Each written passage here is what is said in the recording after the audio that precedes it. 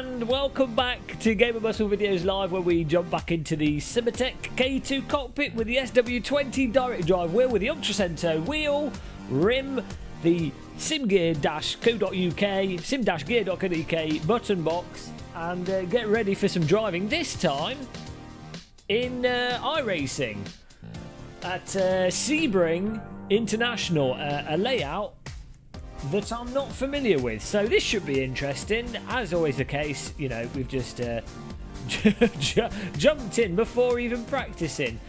We do have a little bit of time before the race does begin though, so we'll put that time to good use and put some laps in, and then hopefully when we get into the race we won't kill too many people. It's alright if we kill a couple, just not everybody, otherwise we'll get reported and banned from the iRacing service.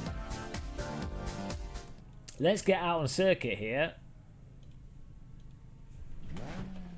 We do have the wheel set up this time. We did. I've done a little bit of driving in iRacing prior to going out, and we have set things up. So hopefully there shouldn't be too much fiddling. And it looks like the race is taking place with the sun setting. Hi, Colonel Kokomo. Welcome to the stream. Now, in terms of this layout, I'm familiar with the other layout on this track. I think there's 2 or 3 layouts. I'm familiar with the what I thought was the generic layout, but I'm not familiar with this more windy layout. So it should be interesting. And also, it's been quite a while since I actually played the old iRacing, so we're getting our heads around iRacing physics again. I say quite a while, it's probably like 3 weeks ago. So, you know, but that was with a front wheel drive car which drove like nothing I've ever driven before. So the Skip Barber in some ways is actually easier. It's a car that makes more sense. And immediately what I have found is the self-aligning of the vehicle with the OSW makes catching slides with this Skippy a complete doddle, a walk in the park. Hello Amphibious, welcome to the stream. And Andrew Phil Brick, welcome as well. I'll give you an example of the how the self-aligning is ridiculous. This is one of the things I found with this direct drive wheel. It basically corrects the car for you, as you'd expect with real world cars. I think a lot of the difficulty of simulators comes from consumer steering wheels being out of sync with simulators, and so, you know, people lose control of the cars and they think, oh, it's too hard. Actually, it's because the steering wheel doesn't line up with things. If you look at this, we're totally throwing this around, put the brake on there, and it's, you know, the force feedback's telling me I'm pretty much pulling the car back itself.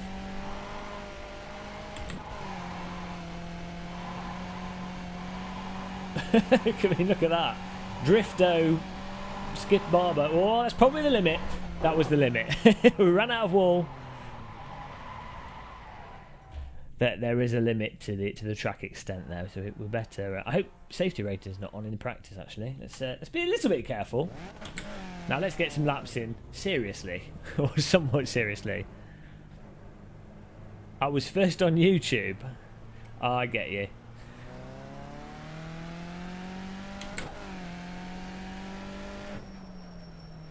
Still working on setting up. I think we're pretty much good, to be honest. Yesterday I started setting up with iRacing. Got it to a point where it feels pretty good. It doesn't have oscillation issues. But to be honest, I'm actually surprised with iRacing. iRacing's force feedback, even with this SW20 wheel, it is just nothing compared to Assetto Corsa and R Factor 2's force feedback. Not even in the same ballpark. With R Factor 2 and AC, you can feel the tyre load, what feels like the tyres flexing. On the brakes, there's like an incremental load. You can feel the understeer really graduated as you put more or less on. You can feel tyre scrub. The back end is always fully communicating what's going on with that. You can feel all the road camber and everything. I mean, it's just extraordinary But in iRacing, sure, you can feel the track texture, you know, like track bumps and things, curbing and everything, and the cars self-align pretty well. Well, this Skippy does. I was driving another car earlier, the Radical, and that seemed to have some weird issues with its handling. But the yeah, so this car's generally self-align, and you can feel the track texture, some aspects of the road camber and things, but you just don't get the detail of feeling like you've got the rubber tyres connected to the road to the same extent as R Factor 2 and AC. So you know, which is weird, because I know iRacing has a reputation for its force feedback as being one of the best. But there you go. That's my view on it. Oh, let's try and get this. Let's get 2 or 3 laps in here. 41 people registered. We'll be in the rear split, bringing up the rear. What happened to the green screen? It fell down, so I took it down. I need to adjust it. Okay, we're not even going to get to do a lap here. So I've just took it off for the moment. We'll put it back on eventually. We'll just have to drive behind people and hope we don't drive into them. Oh, one thing that iRacing force feedback does do, which is nice, is that it doesn't seem to have the oscillation issues. So far, it's only been Race Room Racing Experience that's had this sort of violent oscillation. I mean, iRacing still has it a little bit, but nowhere near as bad as Race Room Racing Experience. And for the most part, you know, if you're holding onto the wheel in general, it corrects as you'd expect. But you know, it's nowhere in comparison to R Factor 2 and AC. I mean, those sims with this SW20 are just incredible. Like, the amount of feel you get is unbelievable. But there you go. Nice thing with iRacing is you actually get close online racing until you drive into everybody, which is what we're probably about to do. So sorry for anyone that's in this server. Sorry if I happen to kill people. Hi Luke Zentas, welcome to the stream.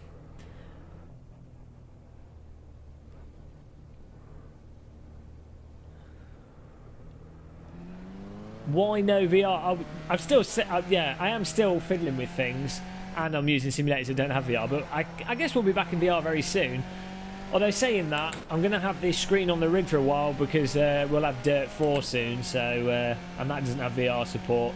So you know, we're kind of locked into 2D land for a bit until things get sorted out with Dirt 4. I do expect, in terms of what I play the most of, it probably will be Assetto Corsa. I'm just addicted to it. But we will be doing a lot of Dirt 4 when that actually comes out.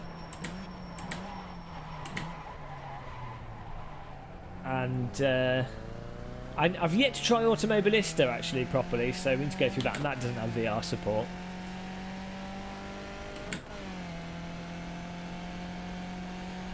Yeah, Andrew, Philback. I think they will do eventually. I think they'll do it like with Dirt Rally as a sort of DLC thing. Once they've patched everything else in the game, I think it will come to the game as a DLC.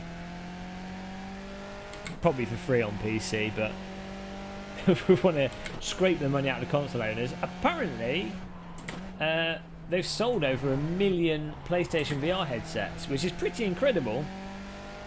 Considering on the console side, you know, it is a peripheral. It's not a standalone device. So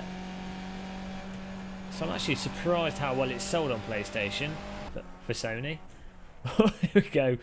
That was the practice. Oh, we do have a qualifying. I think it's just you just get to do 2 laps for qualifying. Which wheel are you using, Baz DC? I literally am running pretty bog standard settings in AC. I'm nothing in game. A little bit of slip effect in game, and then on the MOS side, a tiny bit of filtering to stop like high sort of peak effects. The only problem I noticed in AC, the only issue I have with it is the curbing is really exaggerated with certain cars. So not all curbing though. Some curbing on some tracks is really exaggerated, and sometimes when you dip a wheel off the edge of the track, when you go from the grass to the track, that can be like a massive jolt as well. So I don't know what causes that. It doesn't seem to be with all cars. It's just some of the cars. So. Oh, and also in AC, not all the cars seem to apply the gyro effect perfectly. But, you know, it seems that it's like 1 out of 10 cars, if that. So, other than that, it's literally night and day AC to iRacing. Same with R Factor 2 to iRacing. If it's overly aggressive, you probably just need to pop in a little bit of filtering. I probably missed some chat messages there. Sorry, guys. Just got to do 1 lap here. Why does it shouldn't feel naff. It shouldn't feel naff at all. You can literally, when you're going through the high loaded corners, you can feel the tyres scrubbing a little bit on the floor. You can feel the road texture. It's very similar to when I've, you know, actually sat in a real car and gone at high speed. You know, it emulates, as much as you could imagine through a steering wheel, that sort of G-force feeling and what you generally expect to go through a steering wheel. So, you know, I didn't see what wheel you've got, but if you've got the same wheel as me, it should just work.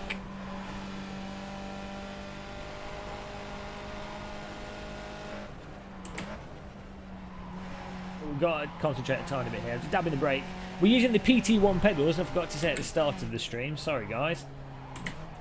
And they definitely help a lot when it comes to being precise with braking when you're not particularly skilled, such as myself. Hi, Ayrton Key 69. Welcome back to the stream. It feels vague. Maybe, I don't know, maybe you're applying an expectation of the sort of punchy aspect of the force feedback in iRacing to AC. I don't know, it's hard to say. I mean, strangely, like, I'm not really a fan of R Factor 2 in general. I haven't been a fan of it with a lot of the cars in the game. Some of the cars I've always liked, but in general I'm not a fan with it. But then playing it, and that was with the consumer wheels, but then playing it with the direct drive wheel, R Factor 2 has just gone up in my my enjoyment of that simulator, because you get so much more feel, and having the direct drive wheel fixes one of the problems I always had with R Factor 2, which was often it feels, with a consumer wheel, it feels as if you don't have grip, or the cars feel like they don't catch themselves in an intuitive way. But with the direct drive wheel, that is just gone. The cars all just, it's an effort to get them to spin in a lot of cases. Hi Michael Carroll, welcome back. See, a case in point with the iRacing here is that I can't feel how much brake I need to apply through the force feedback to know that I'll make the corner. I'm having to actually trial and error the brake points here based off my previous lap, and then I'll just go by that. And I'm using the skid sound as well. So it's a shame that it don't have that sort of, I guess it's like a tyre load suspension travel feel when on the, I think it's the front end grip really. It doesn't seem to come through too strong. Where's the next corner?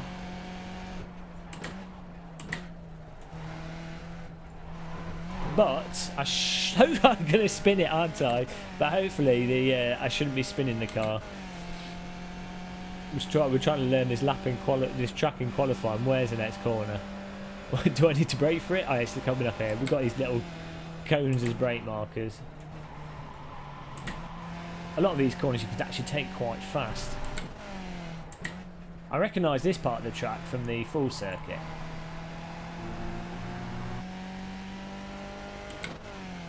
Yeah, always put MOS at 100% and then reduce it in the game. I think it seems to be a general all-round good tip with it. I haven't actually tried it side by side to see if having it lower in the game and 100% in MOS, you know, either makes that big a difference. But I've had it set up 100% in MOS and reduced it in the game, and I'm really pleased with the force feedback in that. It might be slow, but we're improving our time.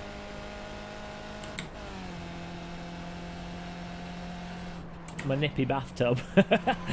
I do really like this car, actually. A nice thing with the iRacing version of the Skippy is it's a lot easier to drive than the R Factor 2 version.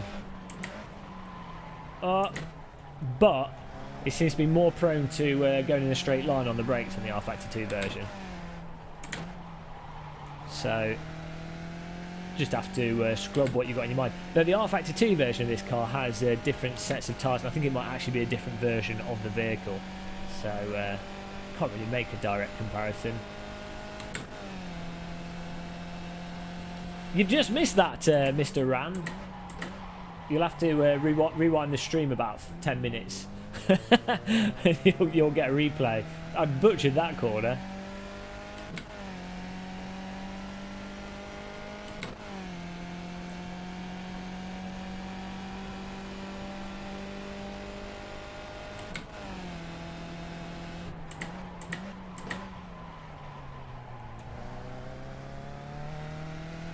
Sorry.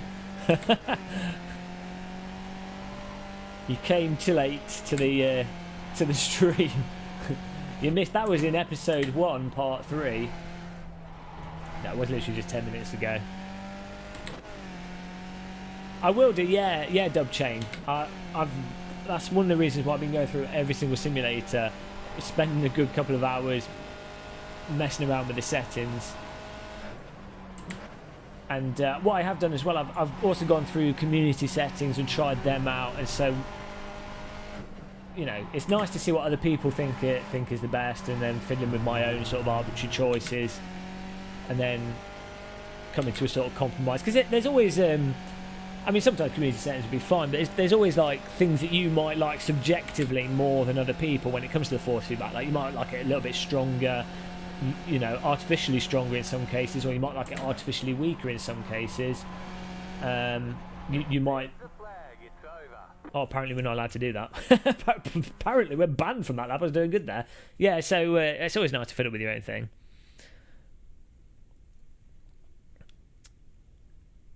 AC gain should probably be around about. If you set it to 100% now, I'm assuming you've got this small mage. I need to bind a button for look left. Controls. Where's the camera? Where is the camera? Where is the camera? How long have I got? 30. Oh, 1 minute 26.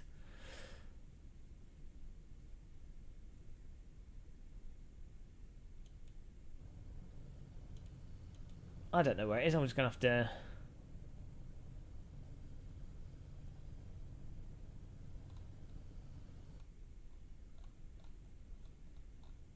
Oh, we'll just go with it. Oh, we got a minute. I don't know where it is. I've gone past it. I need to look left. I'm sure I've already signed it. Well, we'll just go.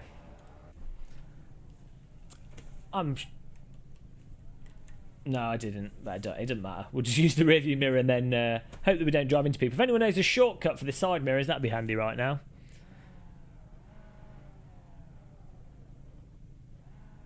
That wasn't a particularly good time, I don't think, Ran. I've got the chat room nice and big to the left, so not too bad. I'm quite optimistic for the Fanatec DD wheel. Oh, here we go. Get ready. No. Just going to try and avoid crashes here. Look at the guy with the flag. He's like, I'm a flag. He looked like a Viking going for the attack. Oh, we've got a spotter. That'd be handy. Yeah, the Fanatec DD wheel. What will be nice with that, I think, is it just brings more competition to the market. So, hopefully we'll start seeing prices come down in general. I mean, I don't think the Fanatec will be particularly cheap, but you know, it's another solution. So we've got the the AccuForce, the Fanatec. We've got people like Ollie and Simplicity doing their direct drive wheels and kits. So, oh come on, dude! He just drove me off the track there. We'll let things spread out a tad, but it's only a 10-lap race, so we got monged there. If I wasn't streaming, I probably would have been a bit more aggressive, but I don't want to just total my vehicle right now, especially as I don't know the track. And I'm also expecting there to be cars flying in the air any minute.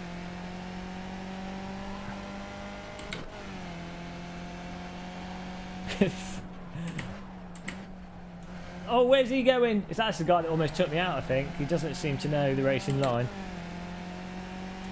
I don't think it will be supported in more games, other than the potential for it to work with consoles in the future, though they said for the first gen one it won't. I don't see why it would have particularly better support than this OSW. I mean,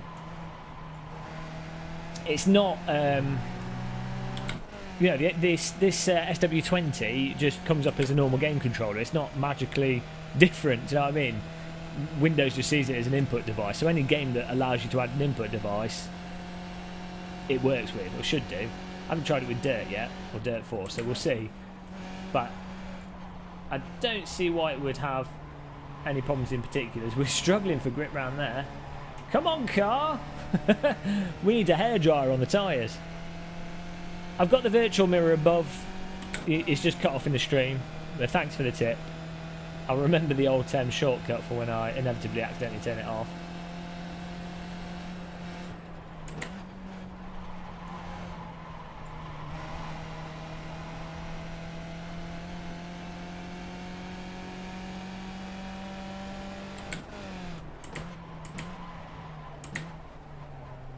It is the braking in iRacing that is very tricky, I think, compared to other simulators.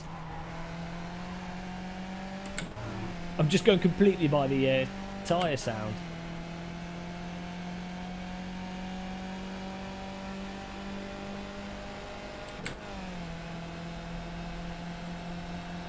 I don't know, I've not tried the Fanatec 2.5 base to say anything about it.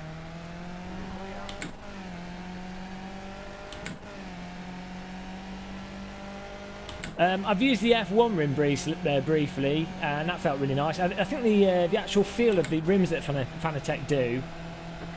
Okay, I'm defending him, but I don't trust him not to drive into me, so... still drive into me. Basically let him pass, still drive into me.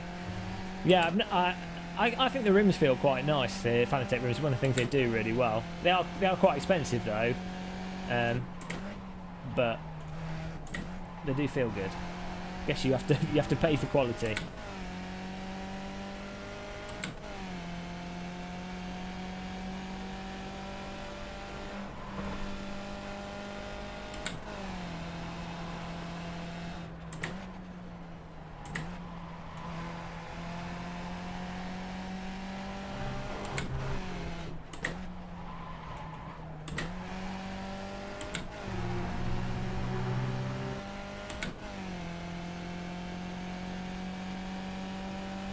Oh yeah, in iRacing, I think you really do probably have to drive a lot more from the visuals and the force feedback, and you know that's what I used to do with the G25, obviously, and other wheels on the market I played it with. The nice thing with this wheel, at least, is that you don't actually have to catch the slicer where the wheel catches it for you. Oh, well done, Arton Key 69. Feels amazing. I can't remember the last time I won a race, but I never really got into iRacing properly.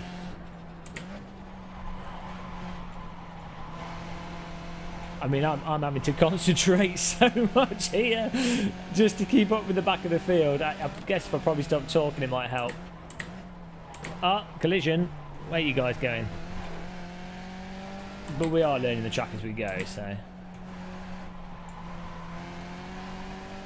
What are we on? Lap 3, 8 to go.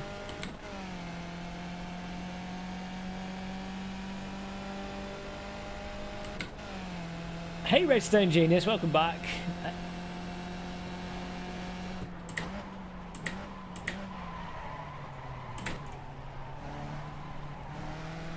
Guy just overtaken. Okay, I think I'm just going to stop talking for a bit, guys, and not read the chat room and try and actually gain some time here, because I think I'm probably faster than the next 3 or 4 guys if I'm not talking, if I'm not using my brain power. Oh, look at that! There you go. He just did a skateboarding trick there. Tony Hawk's Pro Skip Barber grinded the rail, you know, combo multi-bonus, but unfortunately that's not tracked in iRacing.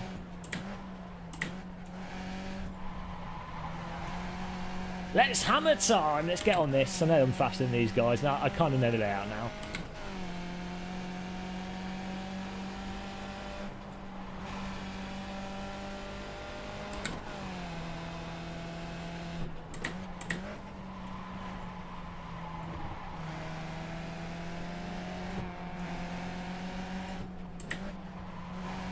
I need to start playing the Thomas Tank Engine theme tune to put this guy off. Tony Hawk Pro Skip Barber, yeah. Getting his draft. Shake and bake. I can't look to my right.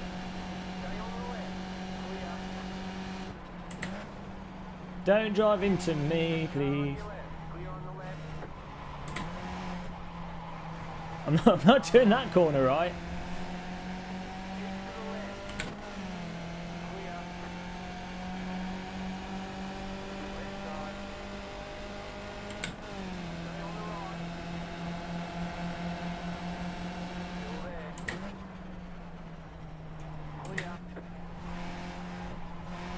I do really like the audio in iRacing in terms of the position of them. It's really easy to pinpoint where the cars are just from the audio on my... No, I'm sorry! I'm sorry! I'm sorry! Sorry!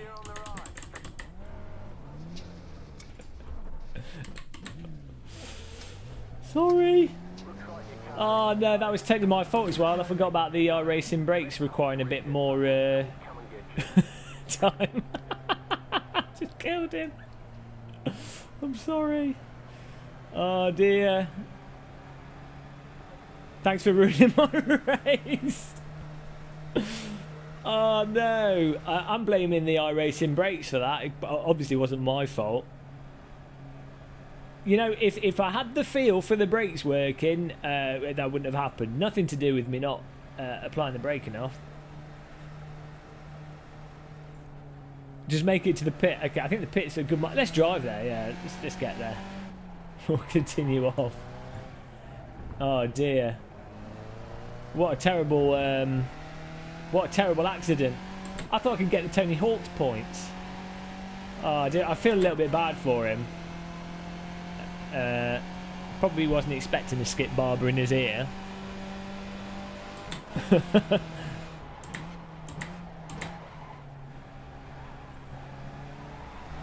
I like how when the car's braking iRacing, all that happens is the steering just gets a little bit bent. It doesn't actually affect the... I should have kept on going at full speed.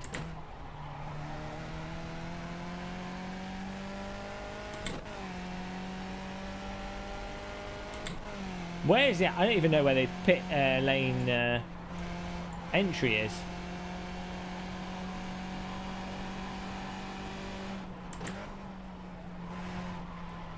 Car actually turns to the right a little bit better now.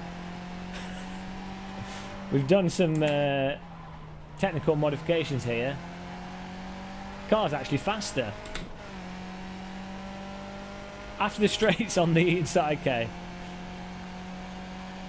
No, I'm just. This is a stylised way of driving. Tuner not crust. This is how the English drive Skip Barbers. On the right here, pit entry. No. There we go. There he is.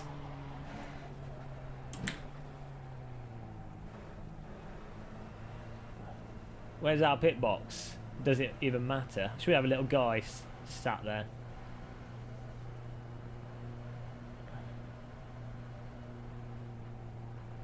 that our guy? Oh, he's put his flag down. So, is that it? Oh, no. Service time.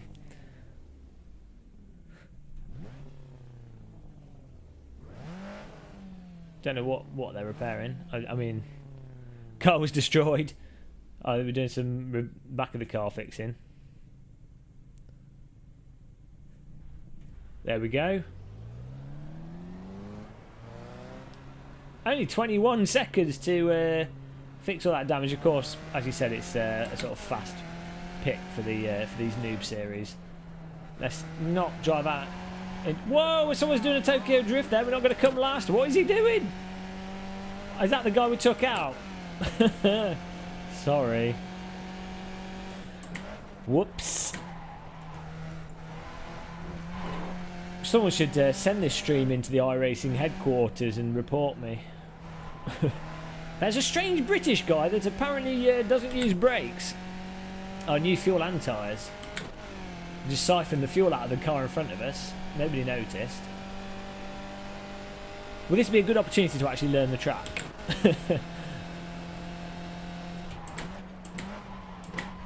Yeah, so at high speed, unsurprisingly, it does take a lot longer to slow the car down, but it's just not intuitive to me. That's the excuse. Can we please get the excuse wall out and we'll write it on.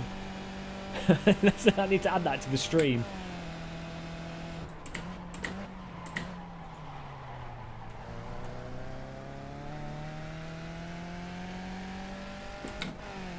I have had some messages from angry people in iRacing, but normally, you know, I say sorry in game. I haven't found the button to say it, and then they're like, oh, it doesn't matter. They understand that I'm a little bit special with my driving. Like and subscribe. I don't have a button ban for the mic. I'll set it up after this race. Like and subscribe. Sorry I completely destroyed possibly your only race of the evening because that was the only time you got away from your wife. Like and subscribe. It's how you get an enemy for life, that.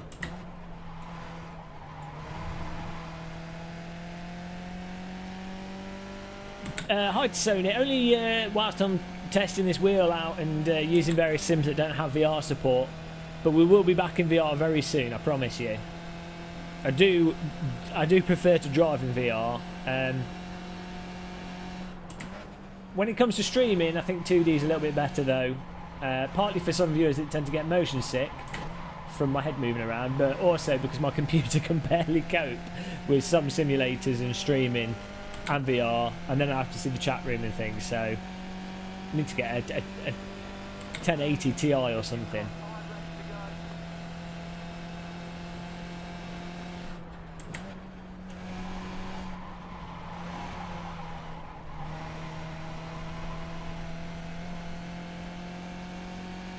It did look like I wrecked that guy on purpose though, because it's here. Yeah, there's just a really tight margin between putting the brake on heavy and putting it on too much so that you go in a straight line that doesn't stop. And as I say, there's no subtle feel once you apply the brake through the force feedback to sort of intuitively let you know if you're scrubbing the tyres too much. I think you just have to go by the sound. What's your private name? My private name? My private name is Lord Cumberbatch of St Dunstable. You know, Lord of the Manor. Private name. On iRacing, I think my account name is James West. I think. I can't remember. After the Desperado, Wild Wild West, Jim West. So you can add me. I'll add you. If that is indeed my name. I guess if you search for that and look for British racers, I guess I'll come up. And then if you add me, you can have me drive into you. Okay, Lord. GTX 650. I need to upgrade to a GeForce 256 chipset. That's where it's at.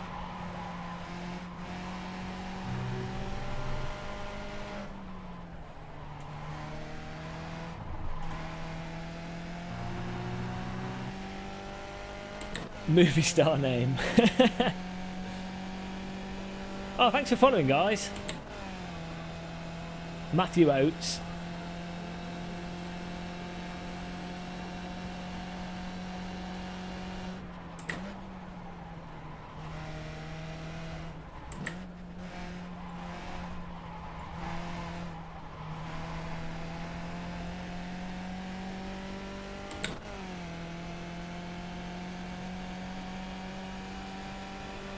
Those donations look super sketchy.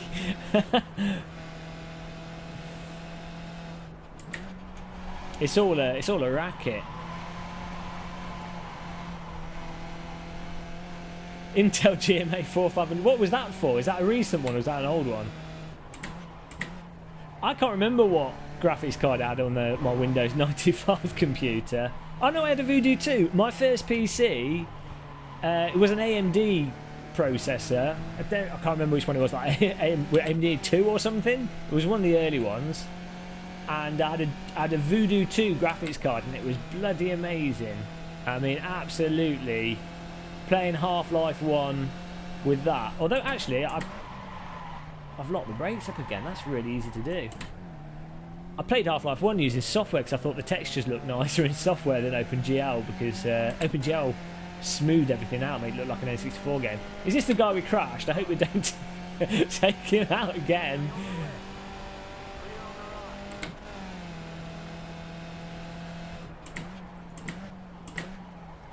Yeah, so if you just have to be really careful with the brakes on this.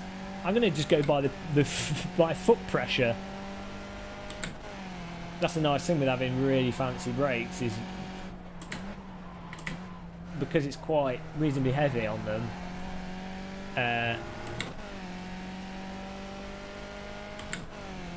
It's easier to modulate them once you know how much pressure you want to put on. I've noticed from the guy behind us, obviously I'm slowing down way too much for some of these corners.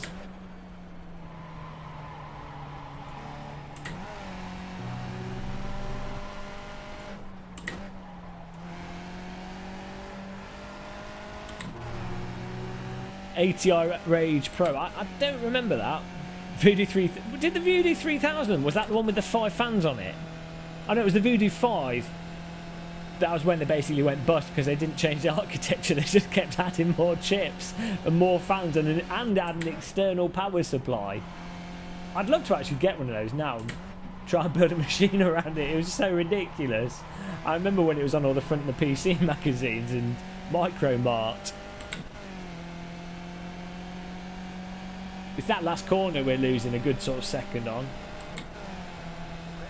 This guy's bitter. He's going to try and take me out.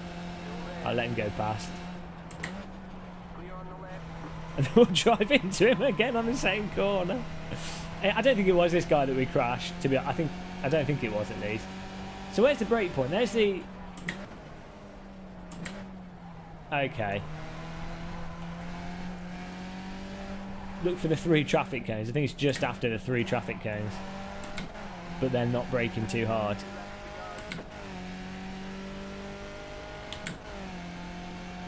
Yeah.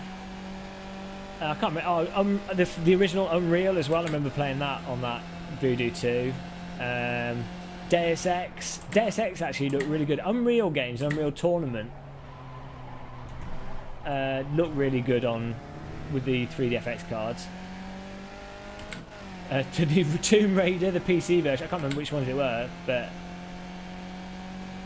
Oh, do you remember Project IGI? I think I had the 256 graphics card by then, the first GeForce card. Yeah, it was. It was the first GeForce card that came out.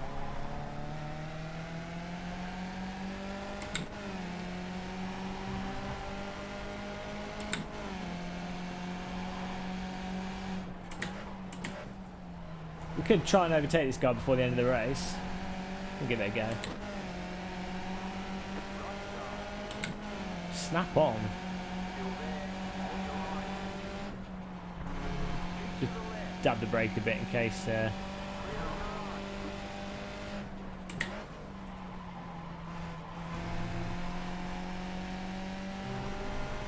It looked to me as if he's trying to protect his safety rating because he didn't really defend that. Delta Force. That was so good. It was like the first ever proper open world game. And yeah, I remember playing that to death, especially even just the demo. And I'd play you go through all the you do the demo, but you just do like ludicrous things to try and get more time out of it. Like just go around the map or bait all the enemy out. Delta Force actually had pretty good multiplayer as well, even on a 56k modem. It was weird though, because the terrain in Delta Force was the terrain in it was they used a flight simulator engine. I think it was Novatech. I can't see this guy. Oh, there we go. But they did. The company that did that game got the engine for flight simulator, then built the first-person shooter into it. There was also, wasn't that F-16 multi-role fighter that came out after that, and that was really good as well. And the demo for that was all you needed. It's just flying around a jet plane.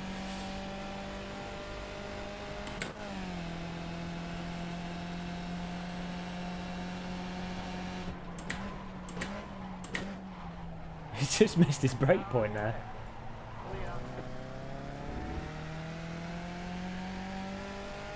Last corner, tons of space wasted on the... Yeah, I'm sure I'm driving terrible. I'll definitely have to try and optimise it. One of the problems I have is I very much drive by feel, which means someone can say, this is the line to go down. And I'm like, okay, that makes perfect sense. I'll try that. And then it's only until I sort of nail it from doing it that I then get a feel for it, and then it all comes together. Until that point, I'll know what I need to be doing and just won't do it. It's so painful. But I thought I'd stream it just to talk to you guys, you know. Why not?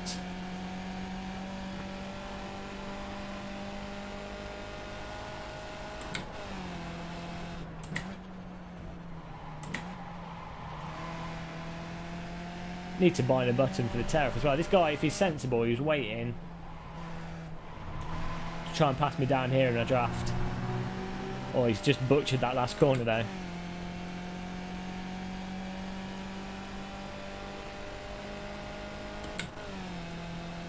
Let's give this well, last corner he's saying brake later. Let's brake at the third one. Let's brake at the... Oh no. I don't know. Are we supposed to cut it in as tight as possible and then run off wide? It's a weird corner actually, because it kind of... It's like two. It's not just a single action, although I'm sure if you're doing it as fast as possible, it's a single action. But you have to line it up as one, I guess.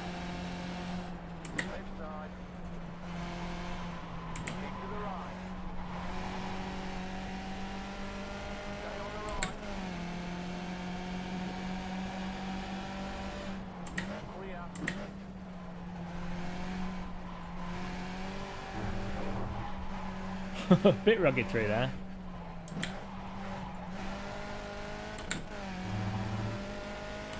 Yeah, driving with the this SW20 definitely makes this easier. We're going to stay on the inside here.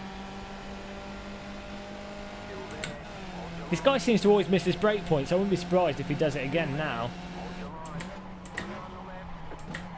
Oh no, we've done it.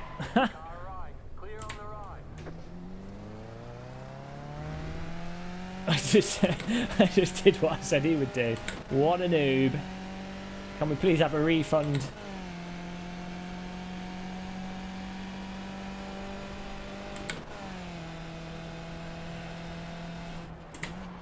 Yeah, I think this track would be fun once you're mixing it up with a lot of cars though, because you know, you've got the drafting potential.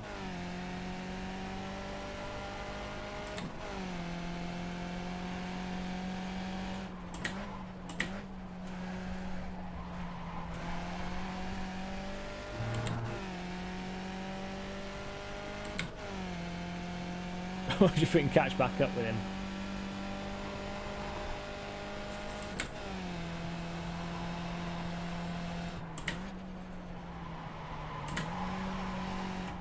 Oh, pushing that a bit. Let's ride the curb.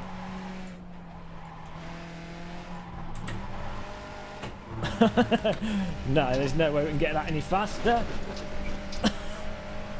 Saved! That was half wheel, half me.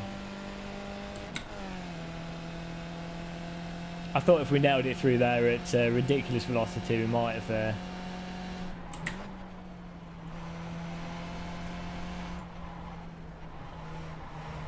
got away with it. Hi, Unholy Moon Dog, welcome back. What noob. Hello, C-Dub LDD as well. Well, that was a successful race. Where did we come? 13th. Congratulations. Unlucky. That was a good introduction. Oh, he's just blown his engine. We'll get them next time. Yeah, that was a nice introduction. I think it was probably my fault for driving into that other vehicle. Let's hope he doesn't have a mental breakdown from it.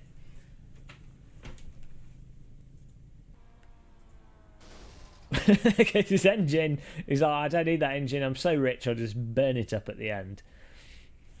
A sip of the coffee to celebrate our 13th position victory. We'll call it a victory.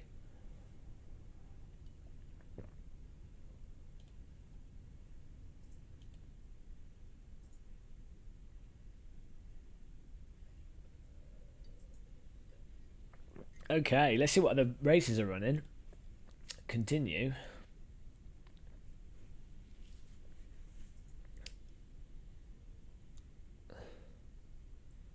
Oh, it's the MX-5 Cup. Can we register to it, or is it too late? Yes, we've got in. 8 PM, MX-5 Cup at Mazda Raceway Laguna Seca. This will be interesting, because I've not driven this car yet with this wheel, so...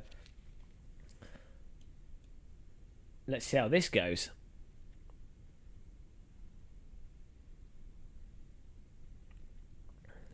Yeah, I've seen his channel before. To be honest, with the way that iRacing's force feedback feels, I don't know how much use that is. I mean, sure, you know, you could get it to line up in terms of the strength and stuff, but the force feedback just doesn't communicate a lot of the stuff going on. So you know, when I was messing around with it earlier today and yesterday, I actually found reducing the force feedback in iRacing seemed to be better, because then you avoid certain what I felt like somewhat exaggerated aspects of it, as opposed to R-Factor 2 and AC, where it just felt really natural with most of the cars I threw at it. I've got I've bought some cars. I'll definitely try some of the newer vehicles though.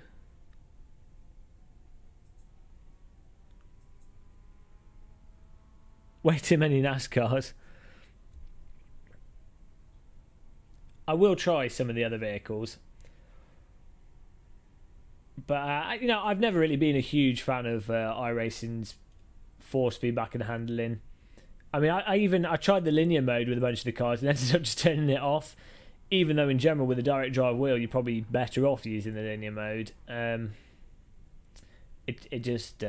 I don't know. It didn't excite me as much as I thought it would, because you see a lot of people that do reviews or play iRacing and have got you know, AccuForce OSWs and God knows what, and they're all playing iRacing. They seem to really like it, but for me, with the cars I've tried, it's not really.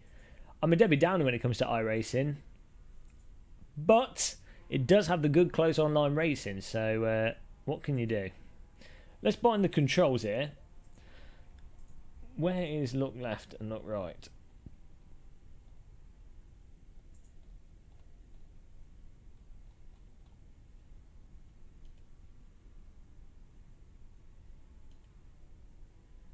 It's here.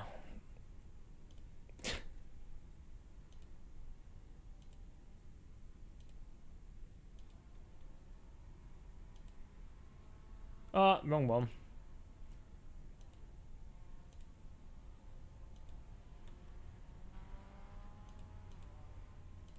No, oh, I see. They put both of them together.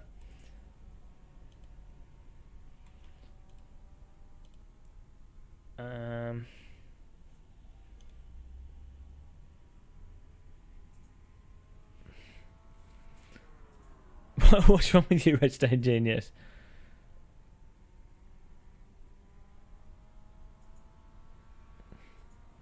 Redstone Junior's having a breakdown.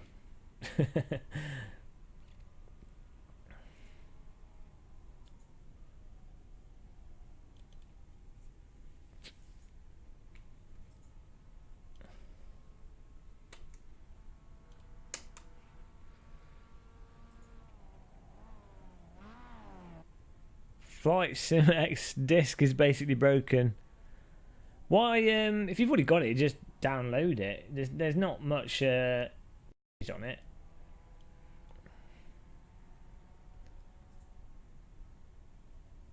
Oh, there we go. I was wondering why we hadn't gone to the session yet.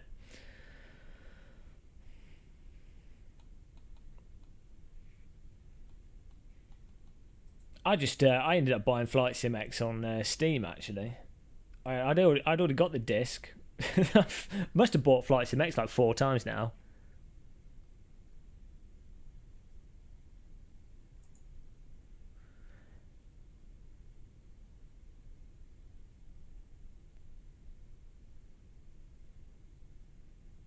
iRacing does not feel good with BW. What do you mean by BW? You're using terms that I've yet to learn here. The refresh or something.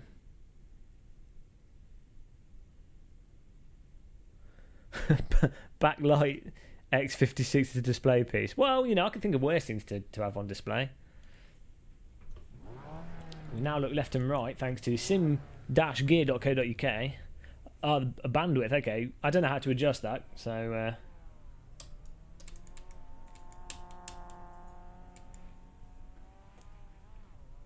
I need to adjust seating height.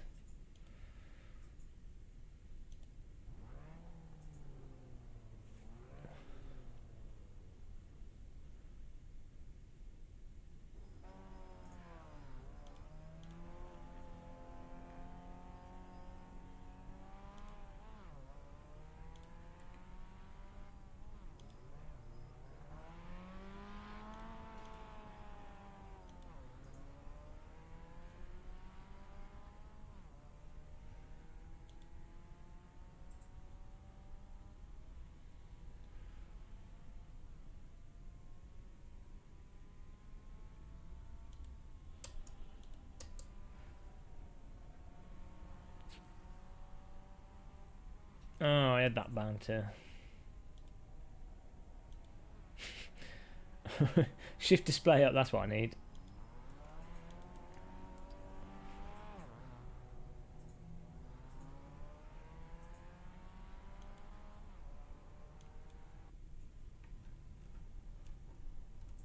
Oh, it tilts it. Oh well. That will do.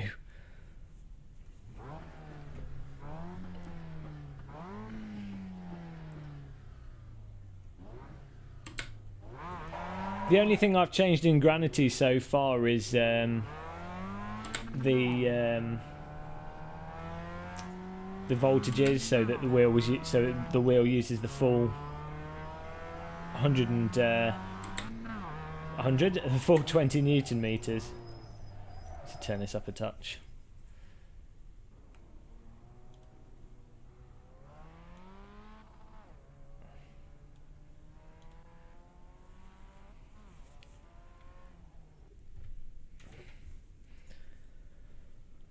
Let's do the qualifying. Here we go. I know this track, but first time with this wheel. Doing a lap anyway on it, so let's see how this goes. I'm not using the H pattern shifter because I don't have it plugged in, so we're cheating with flappies, with the old flappies. I tried linear mode before, and to be honest, it didn't make much difference to other than the strength, the overall strength. But yeah.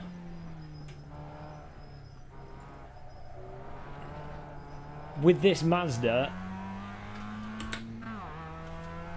I was happy with it off.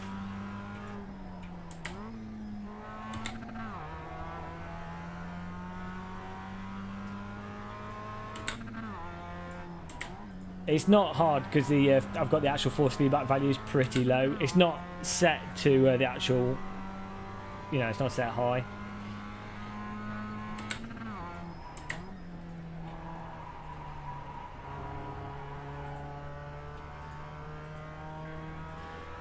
My reasoning was having the linear mode off supposedly accentuates some of the smaller effects, and I was trying to get as much feel for the braking as possible in iRacing.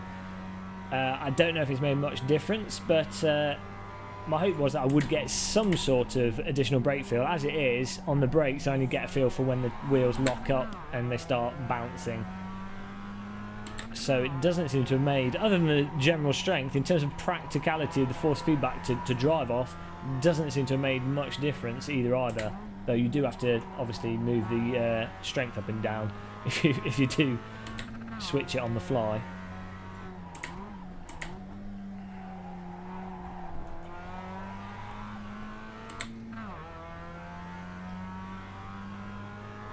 Yeah, I've already done that, Tim D. I actually got I'm using it now actually. On Saturday I did a bunch of testing with my own settings and just messing around with it, and then I downloaded some iRacing guy, a guy that plays iRacing but also does stuff with direct drive wheels, who's supposedly an expert with it. I'm using his setup, so in terms of the ini file edits, but it didn't make much difference, to be honest. I mean, I just, you know, I think when it comes to a core against force feedback, you've got that core against force feedback. You can fiddle around with it for ages, but it's still going to be playing around with what the core thing the game offers. I mean, back with R Factor 1, I can remember spending hours and hours and hours and hours fiddling around with real feel and ini files and everything, and modifying it all. And yeah, you can improve it, but it would always be essentially R Factor. Do you know what I mean? I do use VR, just not whilst we're testing things out.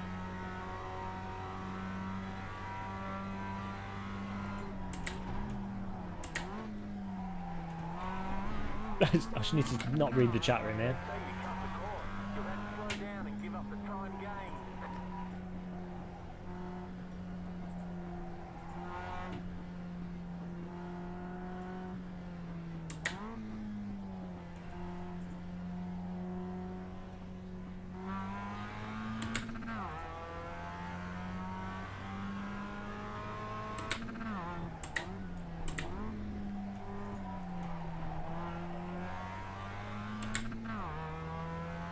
I know, I definitely find it a lot harder to drive in 2D than VR.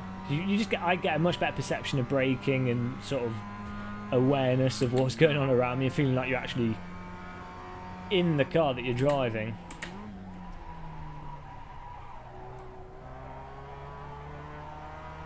Hi Stefan, welcome to the stream.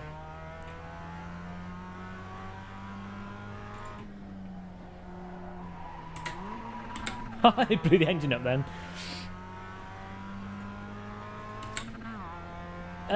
The thing with R Factor 2 is, with the direct drive wheel, it feels absolutely incredible. On consumer wheels, or you know, the more mass market wheels, it's not as impressive in terms of its force feedback. But Studio 397 are doing a really good job. Just in terms of how they're selling it now, in that you get the multiplayer access when you buy it. Whoops.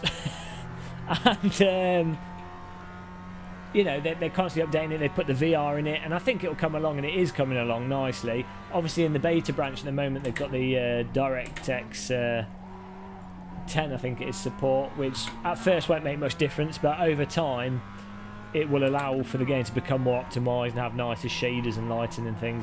Over time, I don't think it'll be that noticeable initially.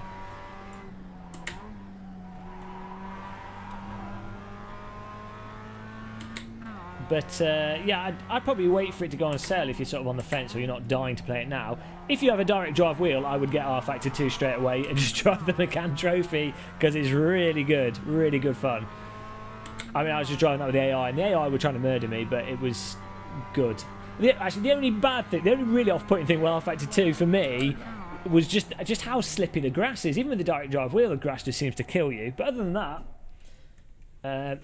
yeah. I'll put the linear mode back on. We'll give it a go with this car, but I'm gonna have to turn this back up. And this should be on the Newton meter value, but I don't know what a good amount to have is. Put it on 12, why not? I mean, auto says 26, but I don't know. I don't know. Should have tested this first. Oh, we'll just go with it. Risk it for a biscuit. It's not like we're in a high-ranked important race. What's FRS?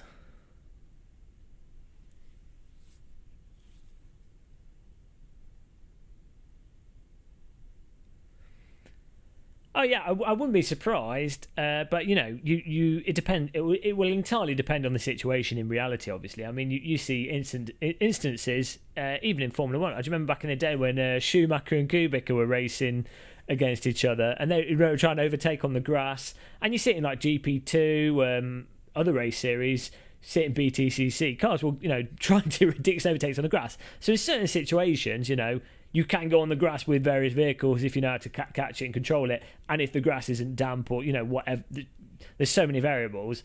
But other times, the grass will just instantly kill you. And you see real-world examples where cars just tap the grass or even a bit of curbing and just completely lose it, or even just paint on the side of the road. So, but the thing is, with simulators and in ideal situations, I think it's better when you know, when the grass is on this forgiving side by default in driving simulators. I think just because of how you don't have any feel in simulators, I think it's better when there's a choice to make things more forgiving in general. I think, unless that is a complete detriment to the realism overall. But for something that's a variable where in real world it could be grippy or it could be slippy, I think it's better to do it on the more grippy side. But yeah. Maybe it's not all the cars. I've just found that in general with R-Factor. So I found that with the consumer wheels as well. Let's grid up and go. Why are we at the front? I'm terrible. I didn't even qualify properly. We must be really far back on these splits. This must be like North Korea split. Yeah, but that's the other thing. When it comes to the racing, it's just annoying if you have something that causes a car to spin that might not have in general. Because in the end, you want people to be racing. You don't want the car in front of you to just spin because they happen to touch a bit of grass or they're pushed wide a little bit. Because you want close racing. That's why you're doing it. Thanks, Tim. Redstone Genius installing X-Plane. X-Plane 11 is fantastic. I need to sort my license out. They gave me a key, and I think they took it away from me because I did a video playing X-Plane 11 with a steering wheel, and I don't think they appreciated it. Or it was just because they upgraded something. I have to find out, but X-Plane 11 is fantastic. Flying the Cessna, just flying that with a little bit of weather on is so much fun.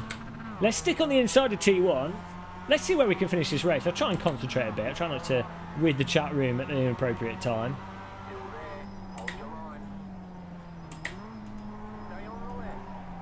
Oh dear. Watch out for the grip. I'll tell you one thing R-Factor 2 and AC do that gives you an extra perception of grip. Is that because you can feel like this sort of tyre scrub feeling of the road texture on the tyres as you go around a corner, and that increases and decreases depending on how much lateral slip the whole vehicle has, that gives you a really good sense of how much grip you've got mid-corner, even separate to sort of front end grip in terms of your turning. And you know, look at this orange skin. I do like these Mazdas. We won't bother trying to overtake just yet. I like the roll cage. I really like the online general multiplayer in iRacing, and just when you've got people that have moderately acceptable pings and not lagging out, the cars just look completely stable, your opponent cars, and that can be really immersive. In Assetto, Corsa and R-Factor 2, when you're playing online, cars can sort of move around a bit separate somewhat to their actual position.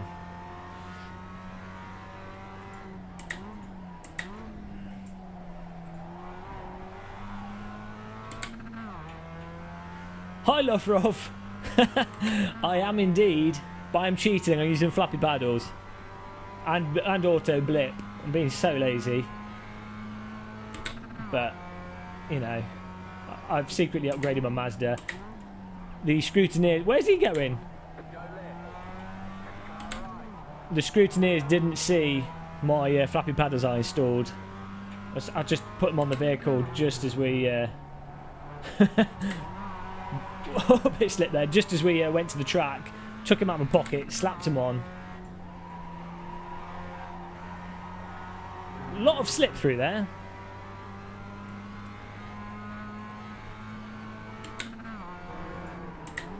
Yeah, X-Pain's really good. X-Pain 11. I took the spring out of my X55. I felt it was better with no spring in it. We won't dive bomb in there. I found with the I know you've got the X56, maybe they've improved it, but with the X55, when you've got a spring on it, it's not completely smooth. When you take the spring out, it's 100% loose and gives you really nice control. I love that corner. Such a good corner. This is a fantastic track as well. You have to give iRacing credit for their laser scan circuits as well. They may cost £500,000 each to license on your account, but they are nicely scanned.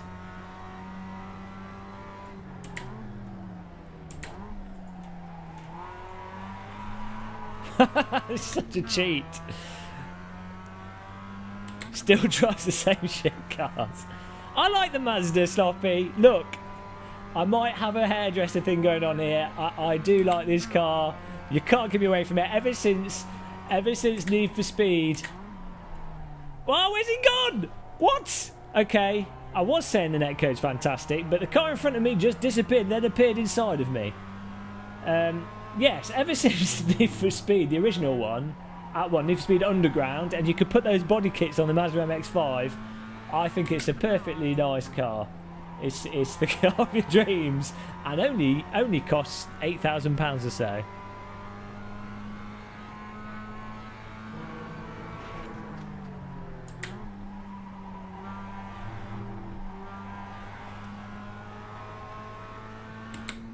To be fair, this stitched Mazda logo on the rim does look nice. I should hand stitch my own Mazda logo on this Ultra Cento.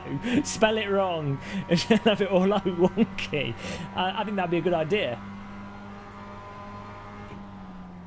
Do you think this guy will mess up the corner if I drive next to him? Where are we? We're fourth. We need to get the points on the podium. I'd like a glass of champagne. Oh, these guys, they're folding under the pressure. Oh, where are you going? Look at this, they can't take the pressure. He's gone wide and we've got up the inside. Car number 8 in front. He doesn't know what's going to hit him. It's a late braking game of muscle. Dive bomber armour. There we go. 2 places, 2 corners. Move up to the inside. Santa in his sledge. No one's coming through. Let's throw some presents at him. Up into... Oh, we're in second. We're definitely in a low split. Let's brake early. Let's keep on the inside of the corner. Oh, there's carnage behind us. The car behind the orange car wasn't happy to lose that place. Oh dear. This must be a very, very low split.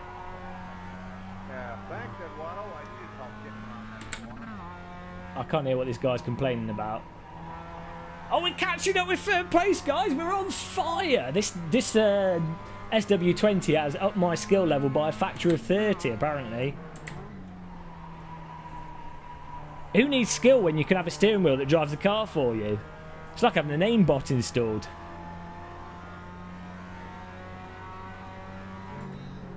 Oh, thanks for following. I just heard the yee. I didn't catch your name. Oh, no, the orange car is making a move up the inside. We're going to block him off. Great Wall of China.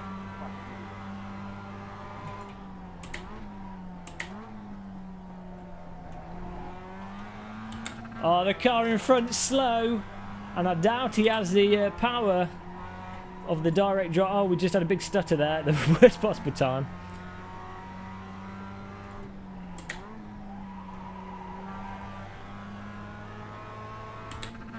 Good luck with the insurance. Oh, yeah, the first cut. Yeah, it's going to cost you a lot, isn't it? Oh no, that was terrible driving by me there. Might have lost a place. We'll slowly move across and pray that he moves out of the way. This orange driver, fortunately, is a little bit timid. Fortunately, he's a little bit conservative and he didn't want to kill us. But this car in front...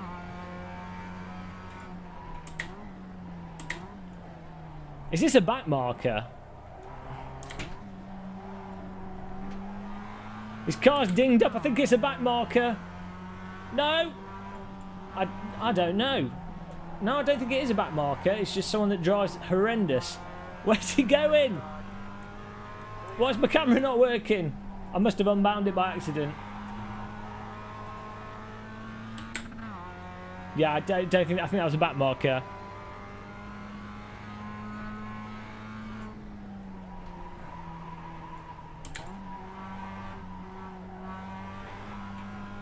On the right, but I've unbound the left button by accident.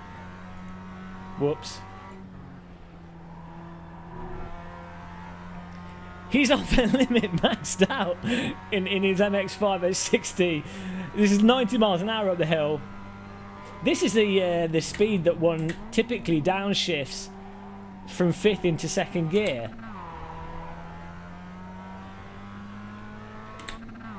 Oh, yellow flag. Oh, it's Stefano. This is first place guy. So we overtook a back marker that for some reason was blocking us off. Here is first place car. Oh no, a dive bomb by the orange car. You are Marshall.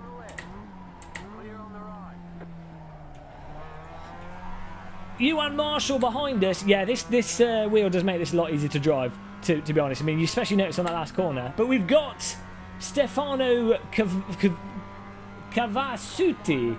Stefano Cavasuti in front of us, probably from Italy because his name sounds like a fancy pasta dish. We're going to have to try and hammer time to get on his tail, and this could be our first, not only our first race with the SW20, but our first race victory in iRacing with a direct drive wheel, which, you know, what other way could celebrate the power of direct drive than a victory with it? Sponsored by Simplicity and sim-gear.co.uk button boxes. Hello, Danny G. He's from Bolton. He's from Bognor Regis. Hello, I am Stefano Cavasuti, and I'm from Bognor Regis. People think I'm from Italy, but actually I'm from the seaside.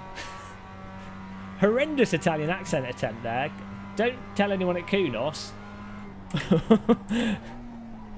We're going to blow the engine at this rate.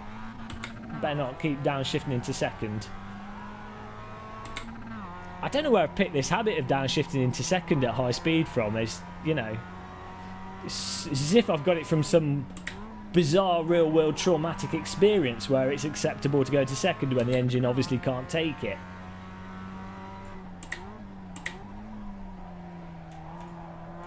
Try and carry as much speed through there as possible. Banned from AC.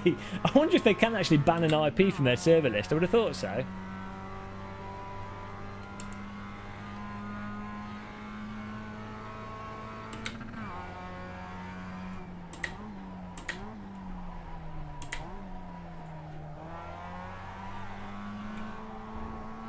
I'm not fast through that last corner. First corner.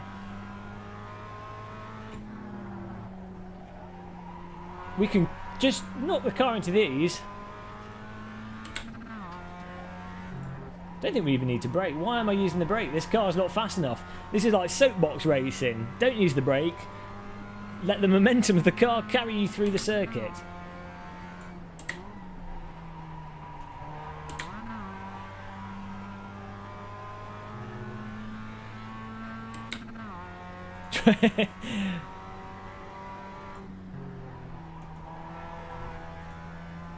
Someone in chat that plays on iRacing and knows this vehicle, am I meant to be in 3rd gear for this hill? Or is 4th gear the correct gear and I just need to go through that corner faster?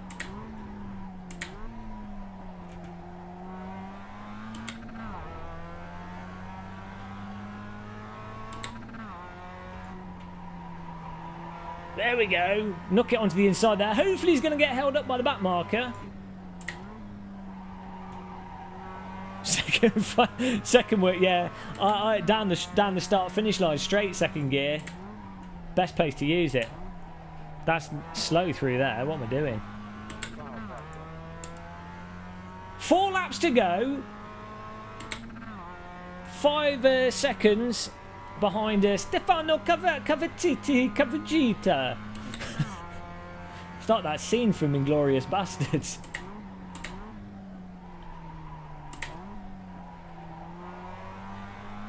Sorry for butchering your name, Stefano. At least his first name's easy to say for a simplified English person.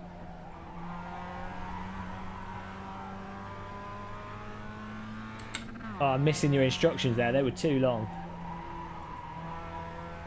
Robert Grassi Juno 8, welcome to the stream and thank you for the instructions. I down shift from 6. Okay. I can't read that through here. I downshift from 60 coming off the motorway in my Volvo V60. I hope... this isn't useful. These are not the tips I asked for. You should form a relationship with Sloppy. I've got it for a review. So... I'll have to enjoy it whilst we have it. Basically. Oh no, the orange car's coming back on the attack. Oh, saved by the direct drive wheel.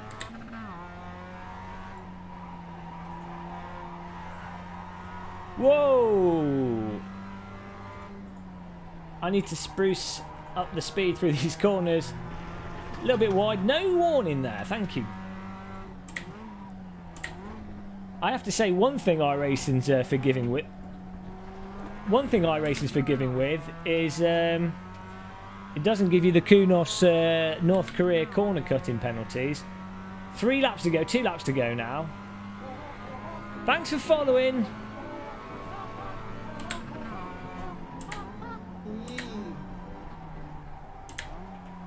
I definitely feel like I've got the best follower alert in all of Twitch and YouTube history. You know, it gives me an air of professionalism to my streams, I think, that other people are lacking.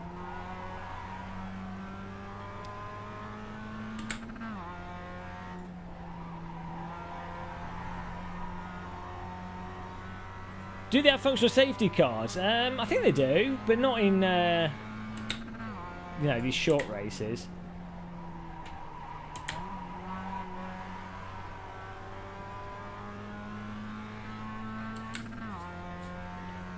Stefano is just too fast for us here. He's got the need for speed. We've got the need for snail pace. What's he got? Is it a... Thanks for following.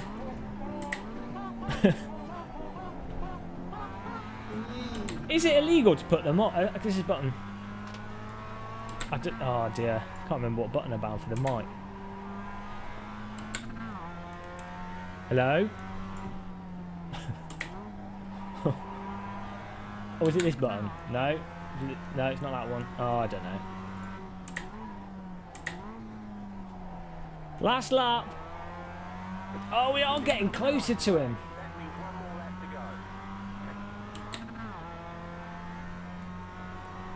And no, we've not set it up right. Perrington Bear, I'll explain in a minute. We need to defend off this position. He's going to dive bomb, isn't he, last lap? That was me driving mad. Oh no, that's a back marker in front of us.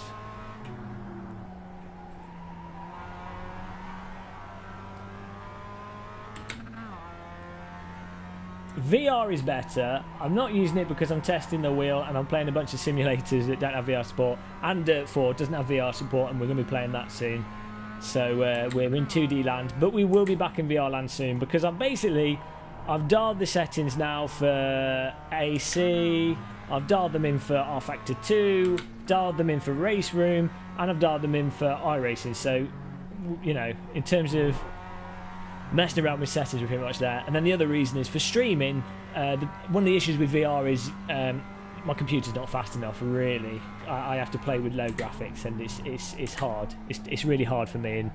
In my first world country, having to subject myself to low quality graphics whilst children are starving in Africa. So for streaming, I might tend to stick to the screen. So there you go.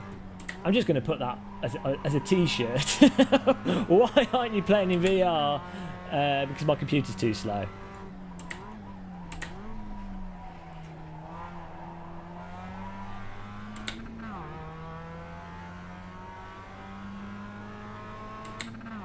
Is that the pace car? What is going on? I don't know what is going on there. Alright, there's the checkered flag. Well, we came second. Great job, you did really well. I think. I can see heat shimmer. Oh, is that anti-aliasing? I think it's heat shimmer coming off the exhaust. That's nice. It could be aliasing or heat shimmer. Our first ever race in the iRacing. Second race. First race we did kill someone. Our first ever race in the Mazda MX-5 with the SW20 sim-gear.co.uk button box, Ultracento wheel, PT1 pedals, K2 cockpit, and we came second. I think that was all down to the sheer power and strength of the direct drive wheel. Thank you, Simplicity. Oleana, thank you very much for that second place victory. I'd like to dedicate it to your various companies that we just mentioned. Who else has joined the chat? Perrington Bear, you were in here a while. Why are you funny? I don't know. People would argue with what you just said there. Not Jack Frags. That's BRT Cobra, guaranteed. Guaranteed that's BRT Cobra, because like every other British person that goes on YouTube or streams, everyone's like, you sound like Jack Frags.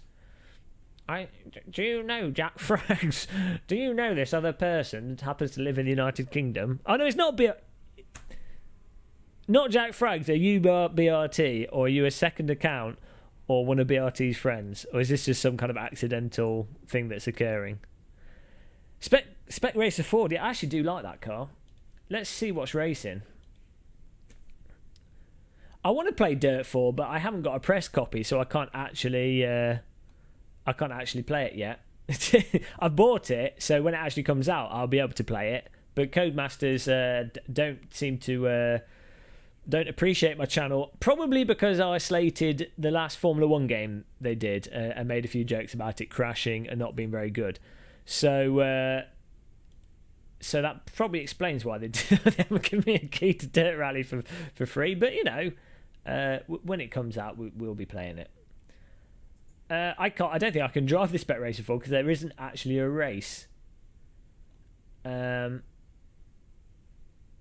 We've missed the next Skippy race. We're gonna probably have to go to Assetto Corsa in the meantime. When's the next Spec Racer Ford race? Let's have a look. How do we skip forward? There we go. Next. Oh, you guys can't see it. Sorry. Next Spec Racer Ford race is at 9:45. So it's every like 2 hours. So we might be able to do that, but it might be too late. For now, I think we're gonna have to pop over to ye old Assetto Corsa and do some public server racing.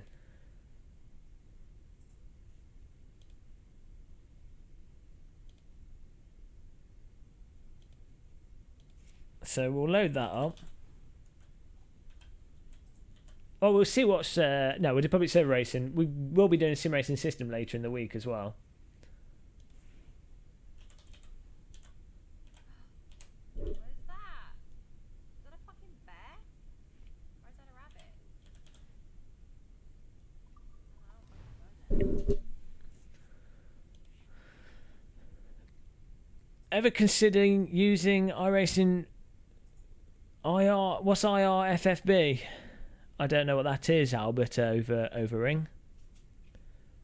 Apparently tarmac has been improved tuning no cross from what I've heard.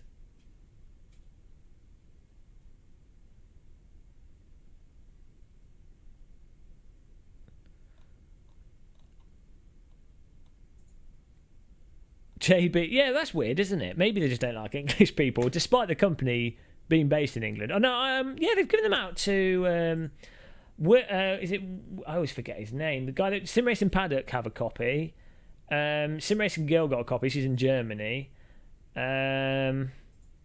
There's a bunch of streamers that got copies as well. So, but to be fair, they're not British. This is the Codemasters conspiracy going on here. Inside Sim Racing, they got a copy. Obviously, they're a huge website. Oh no, VVV guy got a copy. He's English, but and maybe it's people that have seen him in reality at the game conferences and stuff. Thanks for following, goats. Welcome.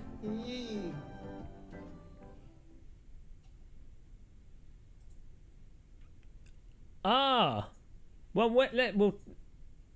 I'll get that afterwards. We'll go to a race in Assetto Corsa first. Oh, this game looks good. I'll get distracted. We'll do Assetto Corsa, but then that sounds good. Can you send me a message either on Twitch or just drop an email to GamerMuscle James, GamerMuscleJames@gmail.com, and I'll remember to check it out. Oh, it's not like Sim Commander. Just me and Jimmy should start a protest group. It's because we're too extreme. It's because we both got direct drive wheels, and they know that we're just too extreme for it. We're just too cool. That's clearly what it is. I mean, Jimmy's so cool. He was falling asleep while streaming and sim racing. That's next level commitment to sim racing. He's just so far in, full on commitment, and Codemasters can't take it. I haven't got SRS installed at the moment. I will install it later. I don't know why. I need to reset my login stuff. But I'll be doing it in the week. On Wednesday, we have our own race in the Lotus 311, and that's going to be amazing. And we will join other people's races as well. So there's that. I'm just going to join a public server now.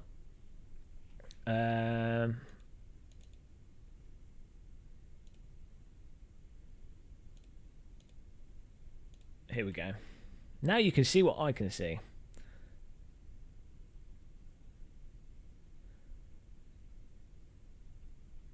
What are you using for a button box?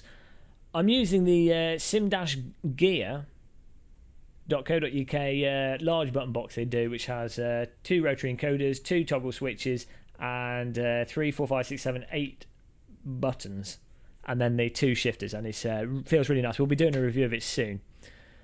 It is really good. They do a smaller one. This one I think is like £160, but they do a smaller one, I think for 100 and something, 130. I need to memorise the prices. I can't remember off the top of my head, but they do a smaller one. It just has the shifters and 4 buttons for a lot cheaper, which is probably a really good option as far as button boxes go. With the shifters are, really nice shifters using 50 kilogram magnets. We can find a server first.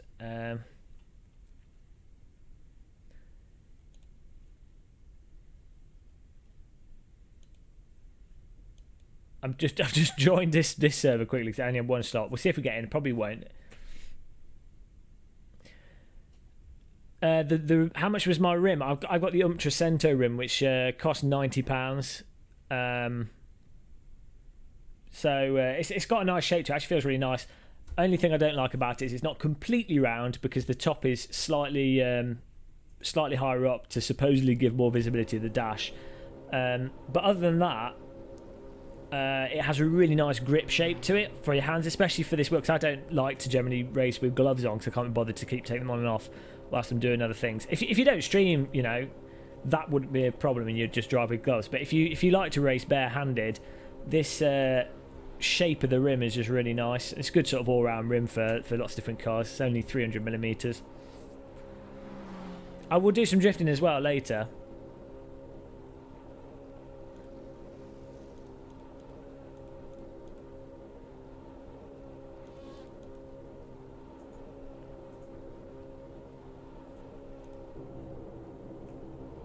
I've not actually driven this GT2 version of the car, as you can tell by the camera. Let me just pop this on.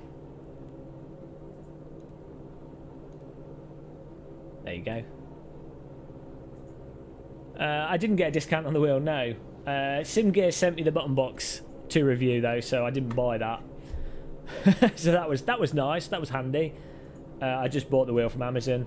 One of the main reasons I bought this wheel wasn't just because the actual general shape of the grip, but mostly because it was on Amazon, so I could just return it if I needed to. And I thought I was going to need it sooner than I actually did need it. There are some other websites. Motomech.com do really nice rims for like £60, and they're really nice rims. You should have a check out their website. I'd probably go for one of them if I wanted a new rim.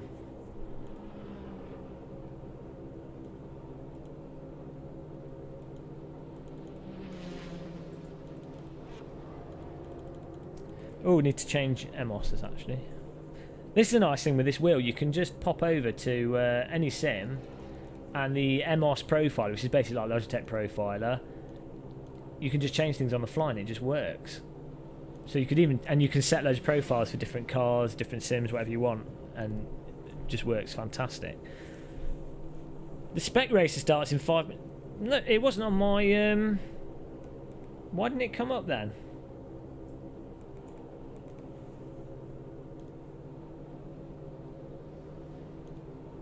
Why wasn't it coming up? My next race is at 9:45. Are you sure you're not getting confused here? There's no Spec Racer Ford races coming up for me. Maybe I'm ineligible for it. Maybe I'm ineligible for the Super Noob Spec Racer. I'm showing everything here. No, I think you've got confused there, Ran. We'll probably try and get into that one. It's like in an hour's time though. So we got this this race, which would be nice. Yeah, that's what Sloppy as well, who's in chat at the moment. I think he converted. He did the mod on the Fanatec rim, the Formula rim, and the BMW rim, and had a go on it. It's really nice. Do you get a discount if you buy the DD base? I don't know what you mean.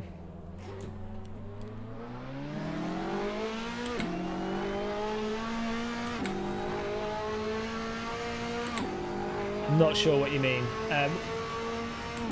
The wheel, this direct drive wheel is from Simplicity, and it's the SW20 kit, and it's £850 I think at the moment. For this month they've reduced it for £50 to celebrate the launch of their 38 Nm wheel, which you can use to lift your house and throw your house down a hillside should you want to. Oh dear, we've got to get into it. We'll go from iRacing field to AC field. Recalibrate the brain. Format C drive. Yeah, so they do their kit for $850, and then it's up to you. You get the clamp for the shaft of the direct drive motor, and it's up to you to then get your own steering wheel, stick it on it. We're getting weird frame drops here. I don't know if it's a server or if it's my computer overheating. How do I rate each sim's direct drive force feedback? I'd say for me, I think AC and R Factor 2. Well, we're getting like massive frame drops here. What's going on? What is causing this?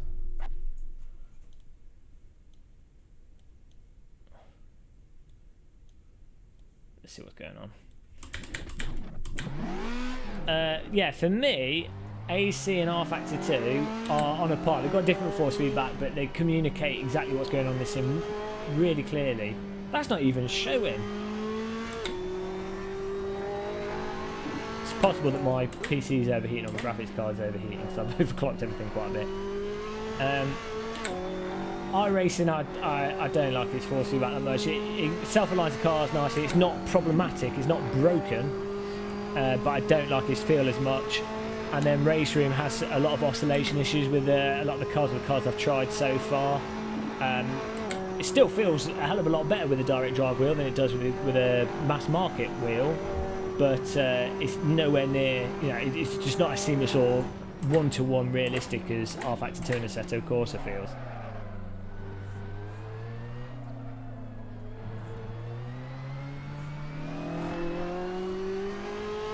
Maybe it's the server that's cutting out rather than my graphics. I don't see any issues there.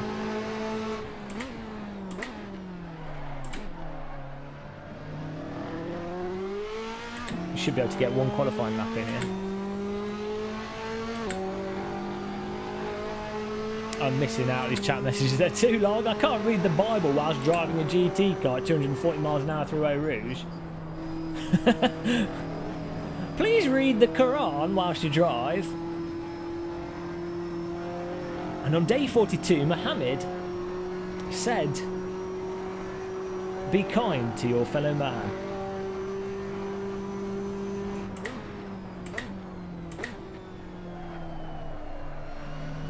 Welcome to Bible. Oh, he's doing it again. What is that?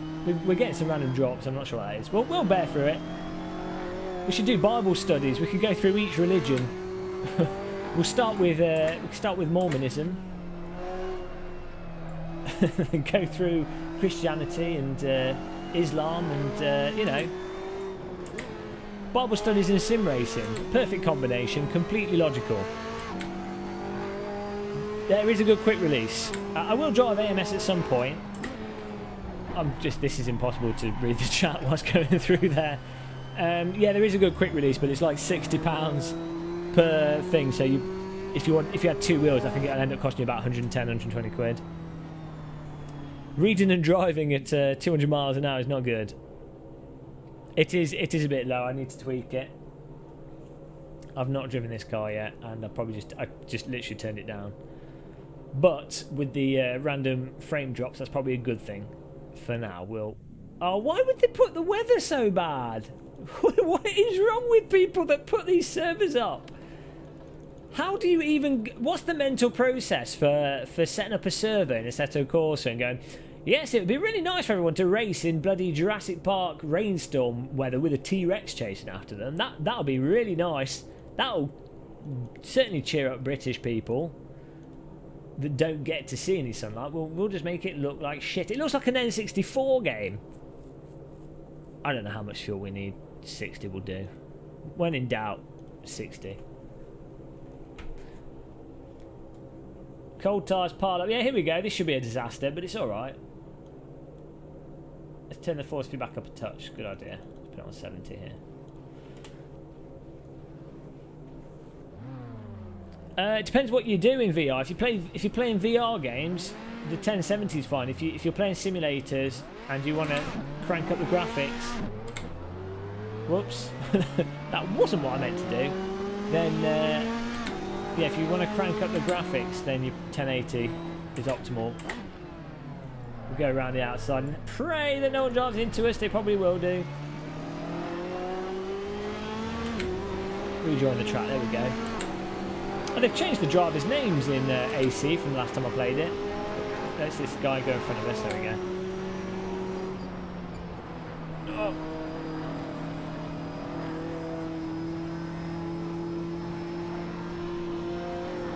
What's this equation?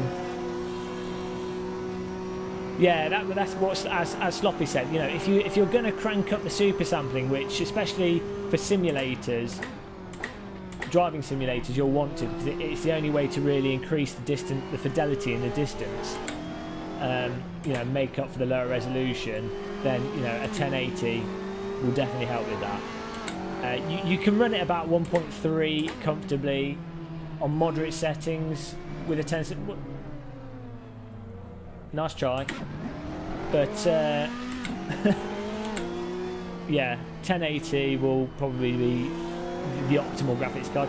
I mean, but we're getting to the point now where I think you know, we're what, 6 months away from Nvidia's next graphics cards, and I doubt they'll do a massive increase in performance, but it will be interesting to see. That's it, gear.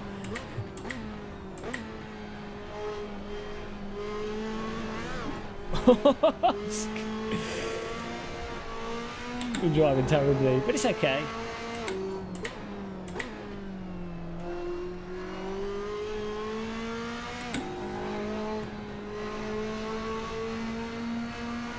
That's the other thing. It does depend on the sim in terms of large grids. I think iRacing at the start can bog down a bit in terms of frame rate.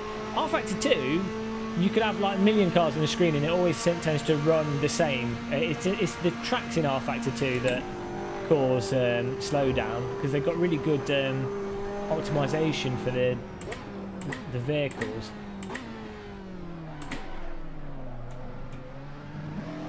We've got traction control here on max. Let's see if I've bound a button to fix that. ABS.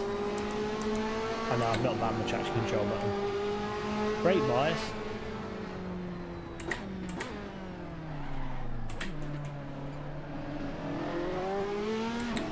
There we go. I can't remember if higher is more aggressive or less aggressive. Yes, go for the overtake there if you want. It's brake testing on No Rouge.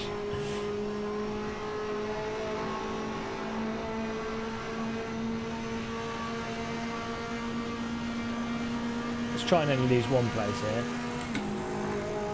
Use that fifth gear. Oh dear, we're not going to make that. Kunos penalty!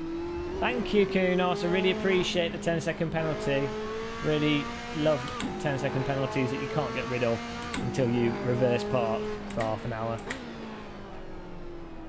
I'm going to try and use it up on the final corner. Let's try and get on the tail of these guys.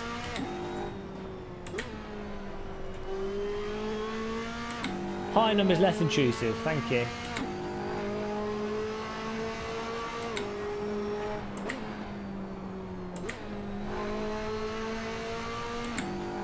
I can't see my traction control setting because the penalty is entirely across the top of the screen.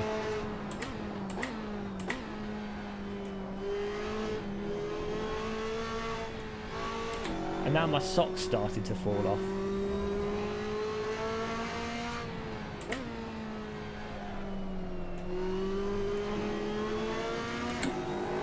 Okay, so we're going to try our best. The thing is, you don't really need the traction control so much with the direct drive wheel because it just corrects the car for you. I mean, I guess it'll stop you getting into the slide, probably makes it easier in that regard. But you can, you know, the wheel's catching the slides anyway, so it's not as important. Here we go.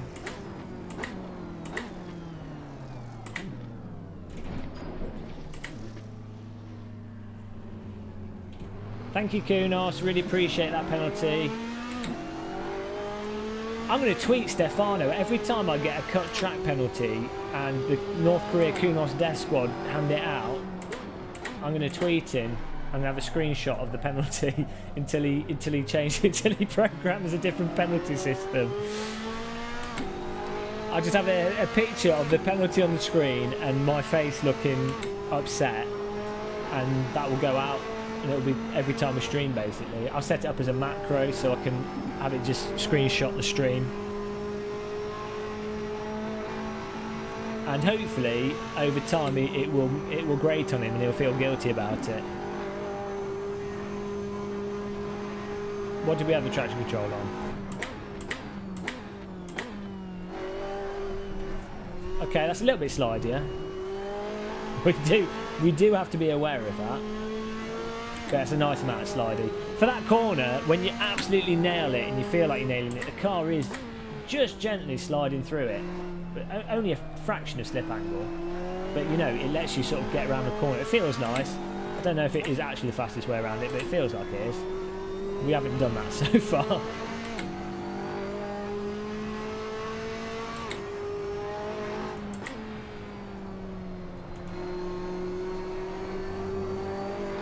Oh, that was close. That was close.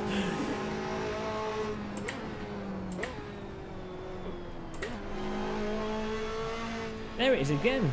Total frame drop. Strange. And again. I might need to underclock my graphics card. We might have gone a bit too far with the settings. Hello ZGB, with your high ping causing your car to walk forward and backwards. Should we go to the right or the left? I should say ZGB, I'm not American. Z. Aluminum. Welcome. I'm Sean Carl and welcome to the Sim Pit. On today's episode, we're going to be looking at the Aluminum Buru Direct Drive Leo Bodner Simulation Zebra Force Feedback Wheel. That's exactly how Sean Cole talks.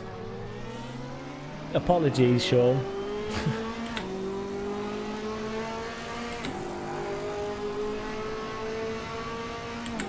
Yeah, X-Plane 11 is phenomenal. How come you haven't played it yet? How does that even happen? Dab the brake.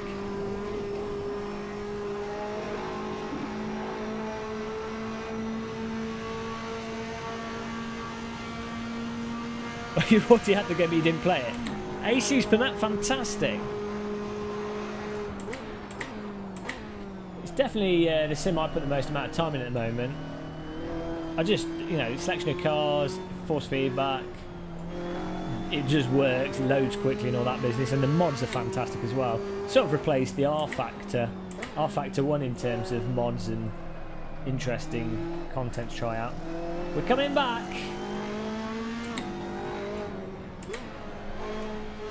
Thank you. Your demo ran out. Oh.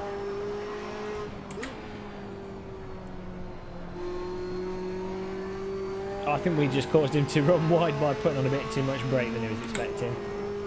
Lap 407, position 12. We're moving on up now. Won't be if we ride the curb too much. See that on the throttle through there, you sort of push a bit of understeer into the car around the corner, but the car's still going around the corner quite happily.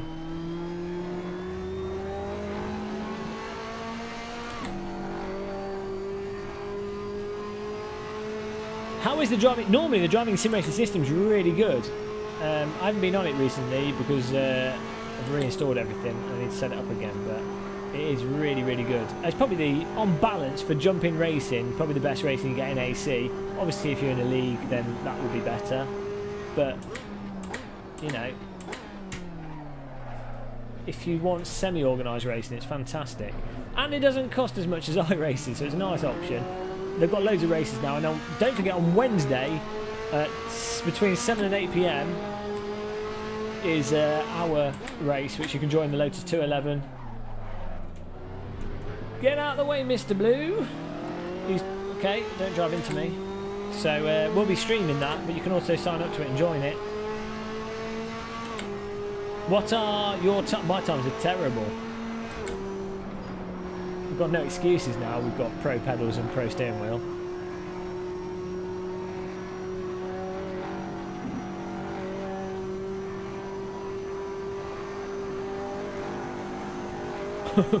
Default setup, probably wrong gear.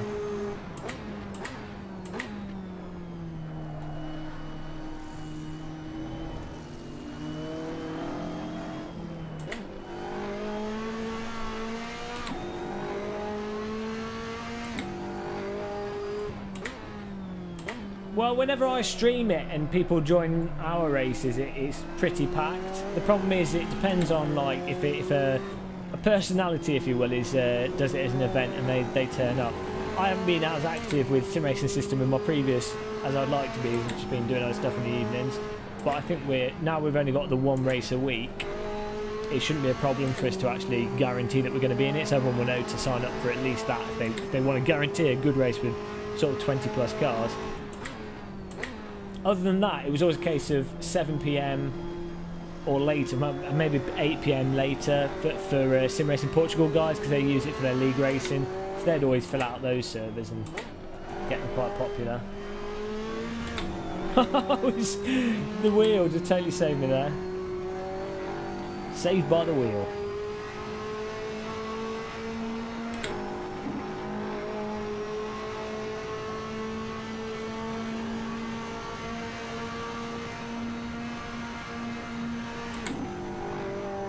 Oh, a little bit wide.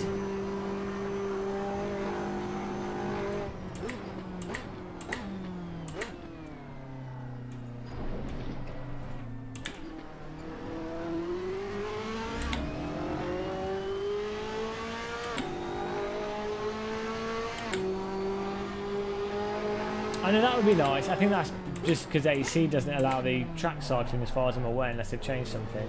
But yeah, that was one of the really nice things with Live for Speed and R Factor 1 and Race 07 is that you would join a server, it would have admin in it, and all through the night you would just get good races with the same people and just go from track to track. You know, it'd just be really enjoyable way to completely waste your evening.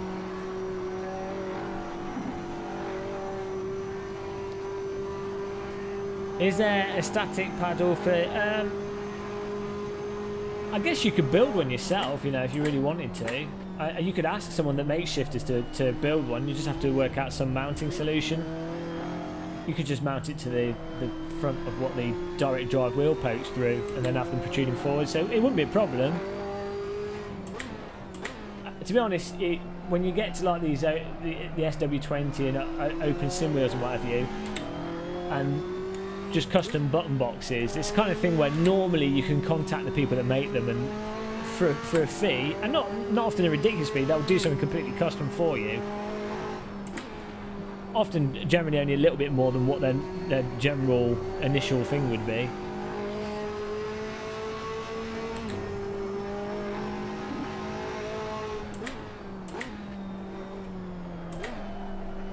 But I've done drifting with this wheel. Oops, I've done drifting right there.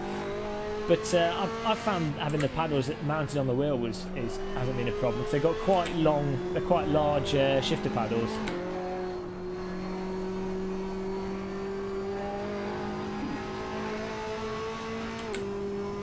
Yeah, I think that is the problem with AC for Americans, and that's why a lot of Americans probably prefer iRacing.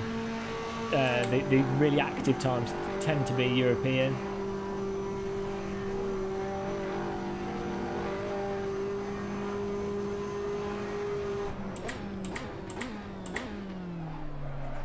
There we go, we're getting a lot more speed through there now. Traction control, holy bog down. Let's reduce the traction control a touch. That's one issue with the traction control on high. It will slow you down a fair bit when maybe it's faster for you to get a bit of slip through those corners. But it's a case of deciding whether you want to risk it or not.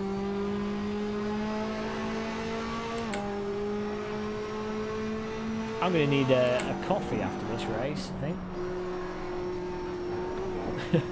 Getting thirsty.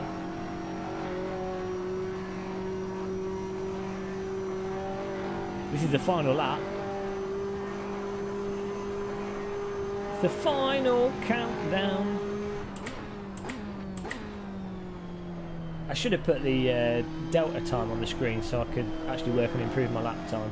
I find unless I've got a car that I'm battling with, I sort of lose focus in trying to go fast and I just end up zoning out and just sort of meditating through the circuit instead of actually pushing for lap time and focusing on things. That was so good. Wheel just correcting my over-aggressive accelerator pedal. What happened to the tea? I'm running out of tea bags.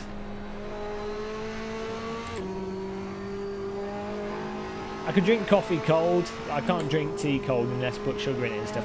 No, I will drink tea cold if it's got cold and I've made it, but I won't purposefully make a cold tea because you know you have to put boiling water on the tea bags. It's too much effort. Whereas with coffee, you can just put cold water in it, or still, if it's instant coffee, it will still work.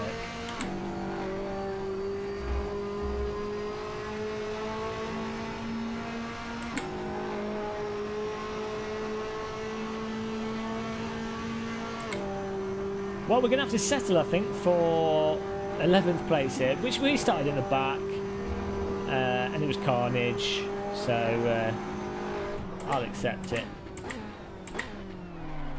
Public server, it was a nice little warm-up race.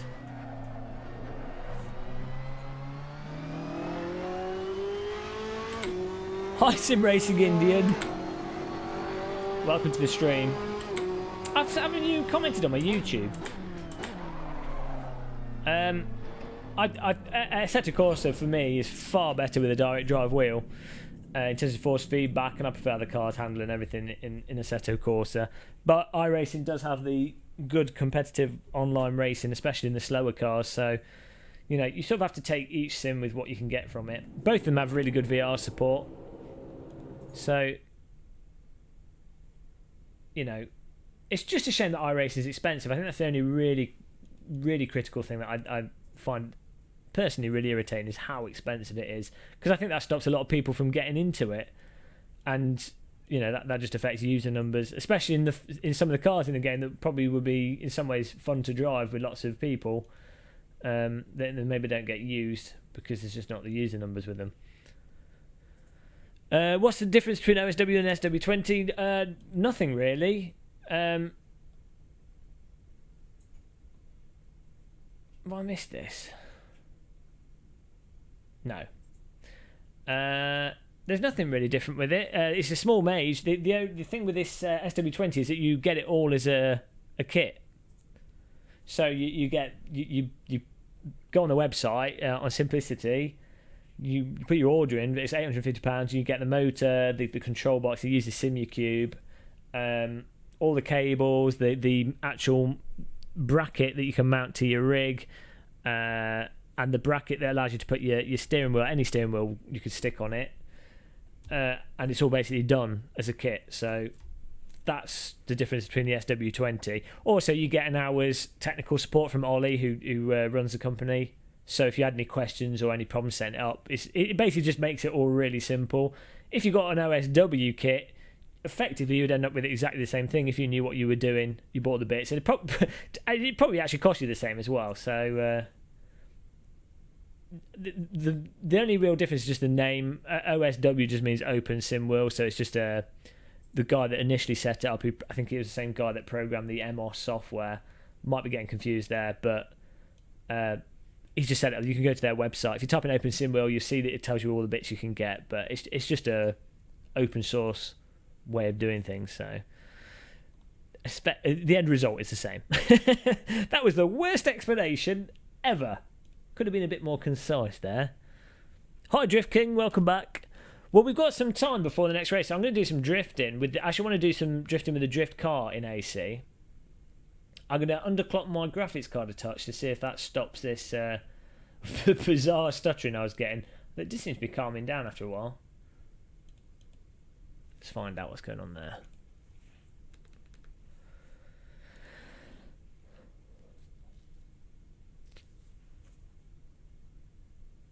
Let's turn down our memory clock to 150. It was on 180. I'll turn my core clock down to 50. I'll put it on 60 and see if that stops it from happening. Are you going to drive with the people on the stream? Maybe not right now, but it will be something we'll do in the future. As I say, on Wednesday, sign up for the Game of Muscle Sim Racing System race with the Lotus 311. And that will be, anyone can join that.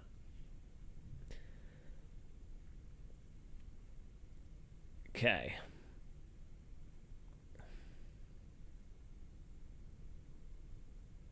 Let's do some drifting. I'm just going to grab a drink. I'll be back in 2 seconds.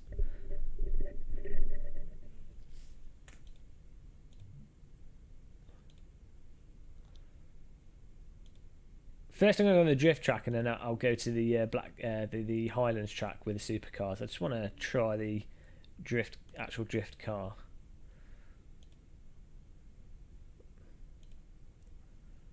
Go for the BMW first. You guys can't see it yet. It will pop up on the screen. Should do in a second.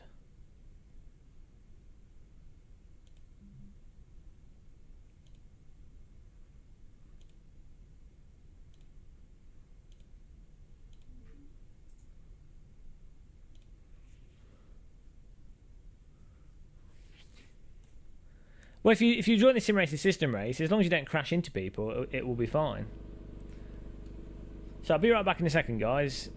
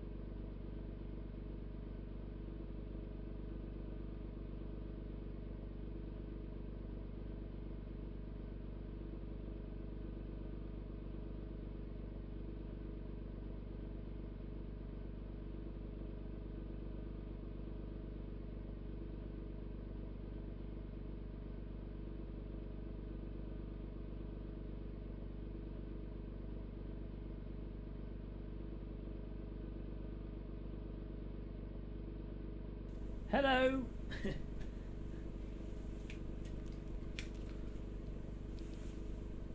Sounded like the phone call then from Bollywood film. Hello.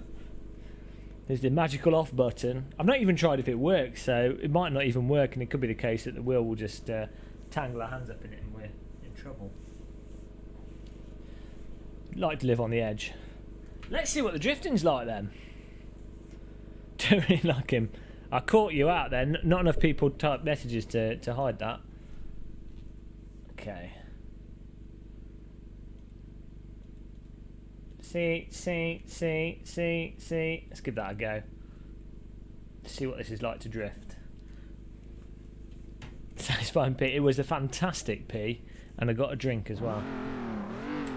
Again, cheating using the flappies here. I don't know. I'd get the OSW or the SW20, but I'm biased because that's what I'm using. I don't know. It depends how long Fanatec are going to do a thing. It might be worth waiting to see what it's actually like. This is pretty good. I need to bind a handbrake button. Let's do that.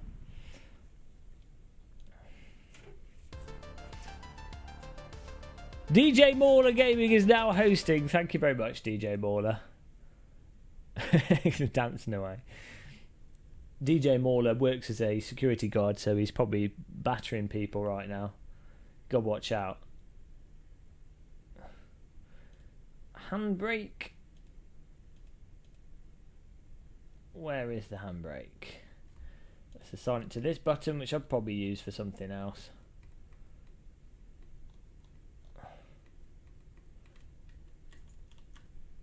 Well, that'll do. Whoops. Back into the car we go. Thanks for subscribing, Drift King. Lurking away, my dude. Hope all is well. I'm good, thanks. Are you working tonight? Are you off? Oh, it didn't save. This is typical, isn't it? And it's changed track. Why has that happened? Why is it just defaulted to Barcelona? I'm going to do the drift circuit. There we go. Handbrake, yeah, it's not ideal. I've got a spare joystick. I just need to set it up with an elastic band actually and mount it to a board or something. I've actually yesterday... Oh, thanks for following. I just ordered some drill bits to cut through things, wood and metal, so I should be able to get a plank of wood and do my own little handbrake mod. Should be nice. There we go.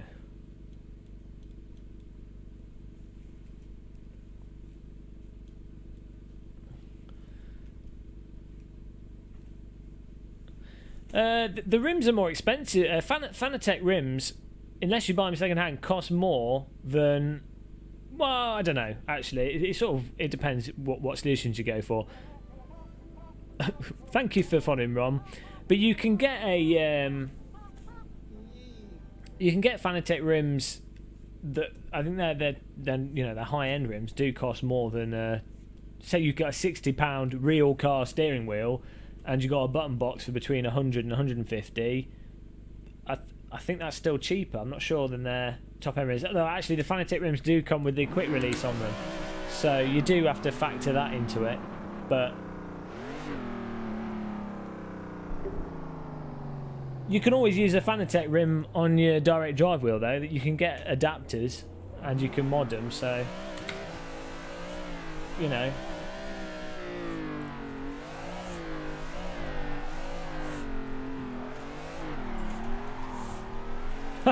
This just does the driving for you.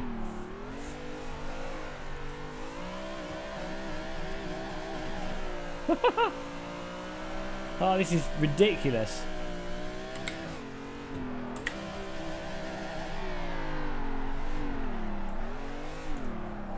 Well, this is easy compared to the TSPC Racer or T300.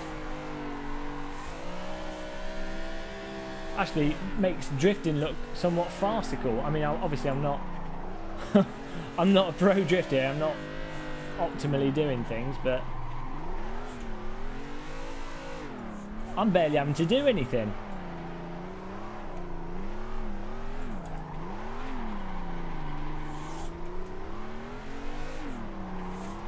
Around the roundabout. You can just drive on the throttle. That's incredible.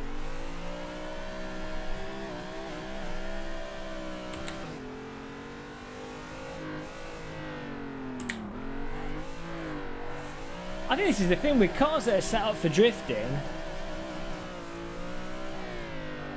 You clearly don't have to be ridiculously talented to do drifting at a basic level. He says, running out onto the grass, but the wheel still controls itself with the back tyres on the grass there. Look at that! Not even trying.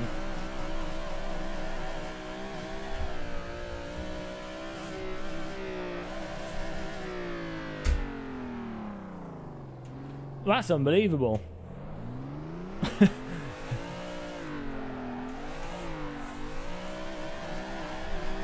We take this to a... Oh, I've gone too far. You take it to a racetrack.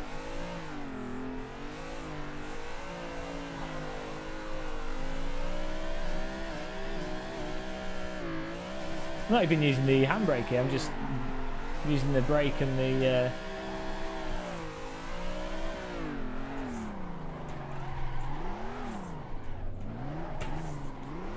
brake, clutch, and accelerator. Actually, to be fair, side-by-side drifting might still be tricky because it's, you know, you then have to worry about how you position the car a lot more. Oh no, that was terrible.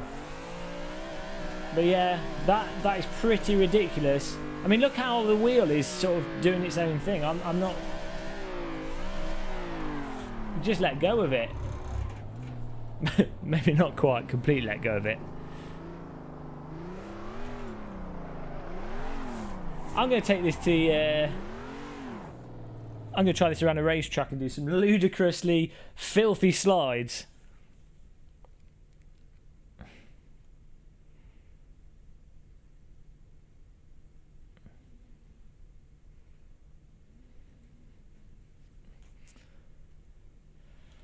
Let's...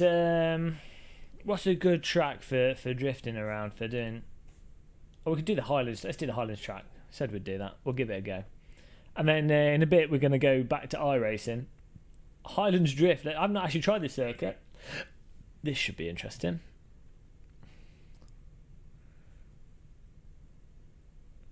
You just set that to whatever you want. I mean, in theory, the wheel can just keep rotating. I've set it in the MOS software to 900 degrees. But, you know, there's no reason it could be infinite. You know, it doesn't have a hard lock in it. So I think most of the software allows for, like, well, I don't know. Let's see what MOS goes up to. I'm pretty sure it goes up to you could infinity is an option. 2,160 degrees is the MOS limit.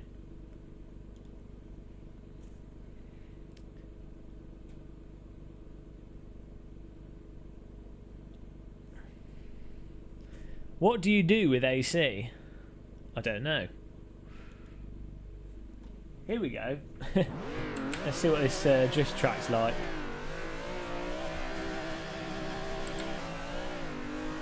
Ah, we're getting ready because we've got G-Force drivers here.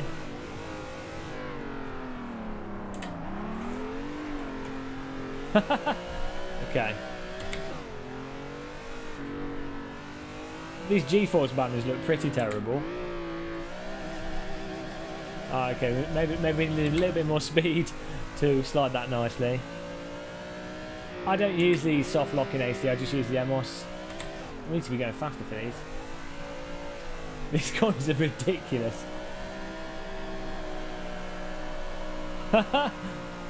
Oh no, we need more initial speed.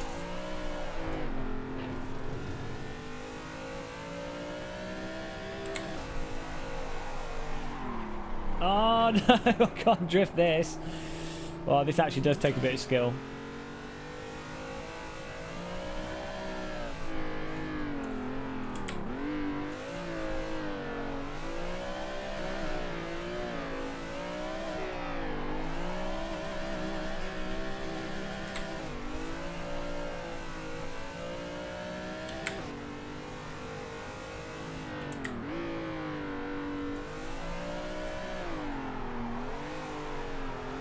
Ah, there we go.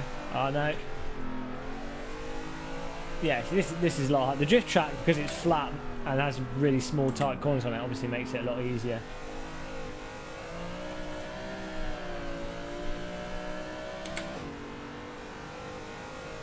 What does the traffic mod do? Put AI cars in. I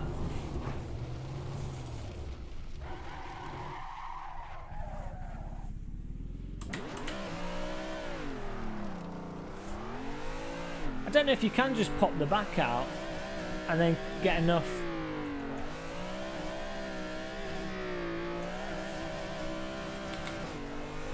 It sort of seems to want to stabilise itself. It's probably me driving it wrong though. Yeah, I have the gyro setting on. You definitely have to have that on with the direct drive wheel.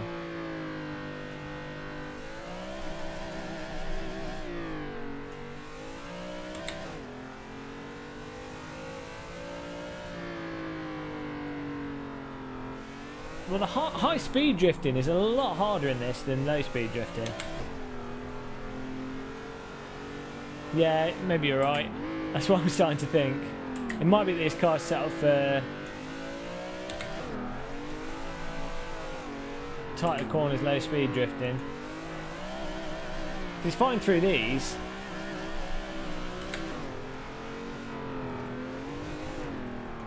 Oh, that's the pit lane.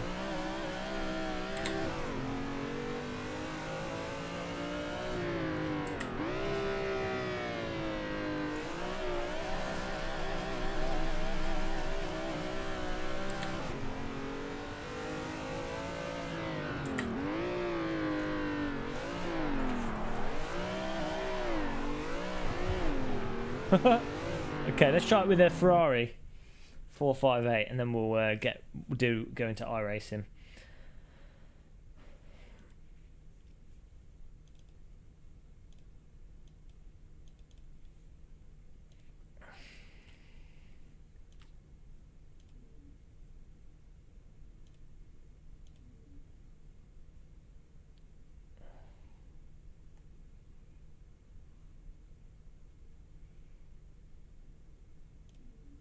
Oh, what packages does that car have?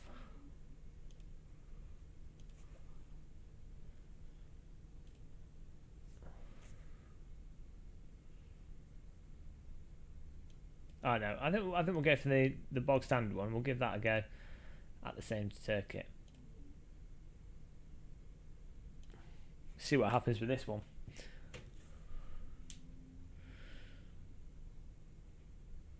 Do you do much drifting, Route?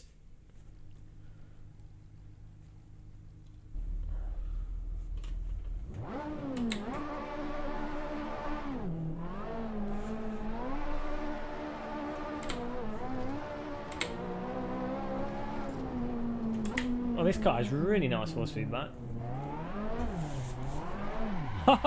Okay, this should be good.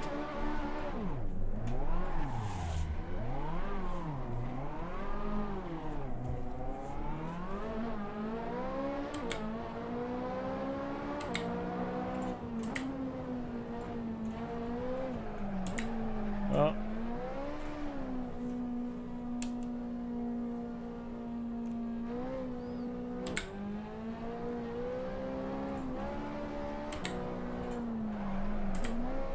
Oh dear.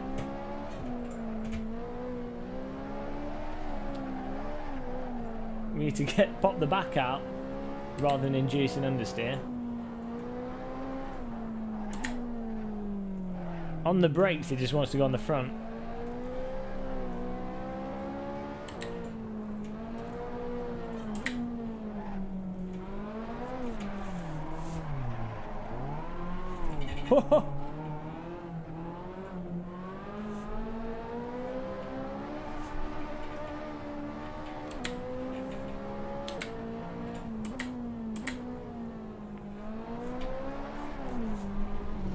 Oh no.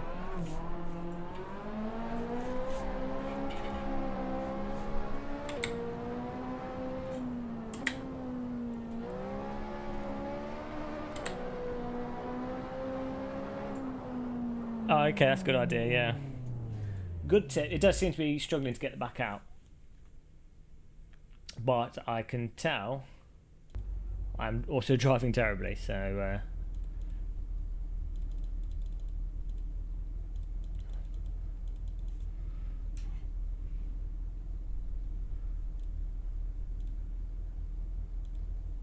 let's try that.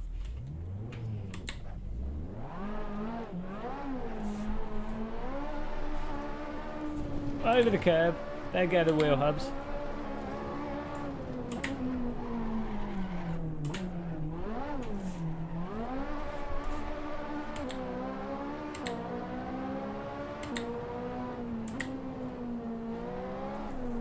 Oh yeah, the back. Certainly more willing to come out there. There's like my steering wheel's like a fan.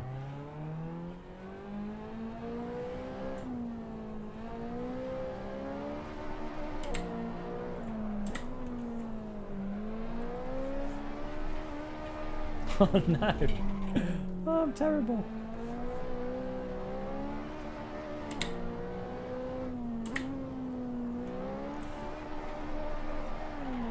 Oh. I'm just seesawing all over the place.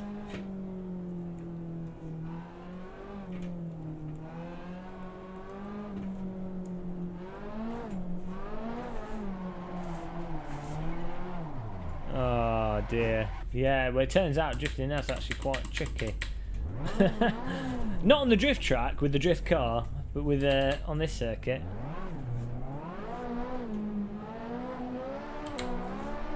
I thought I was a drift god for a minute. I thought the wheel had turned me into a pro drifter, but no.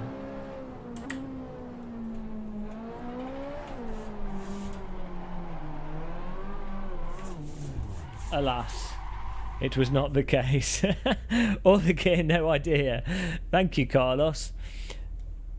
Well, your car's been stolen, I'm afraid. All the gear, no idea. Oh dear. I think we'll stick to racing. I don't think drifting is for us. Probably a bit more practice required. Let's get on to the old iRacing then. I'm going to try. We'll get some laps on with the Spec Racer 4 because I've not actually driven it yet with this wheel. So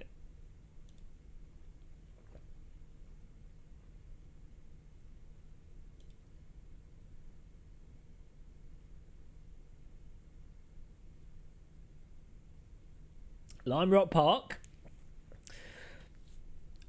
a track we know. It's injury. We've been playing that. We've been going back and forth from iRacing to AC. Oh, I nearly pushed my off button. Depending on what's available. Join the practice. 15 minutes till the race starts. I've got to set the wheel back to iRacing. I do think iRacing is good for streaming because you got the races that occur.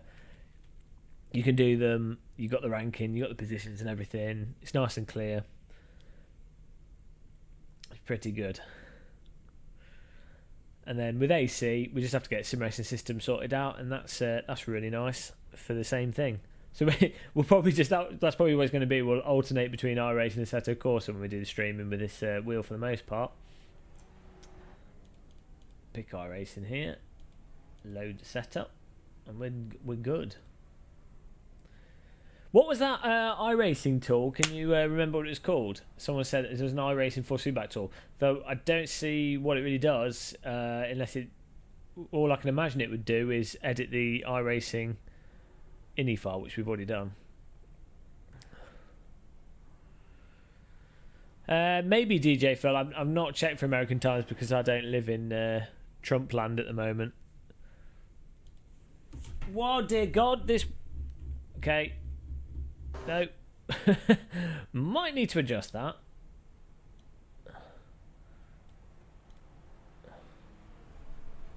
Why is that going crazy?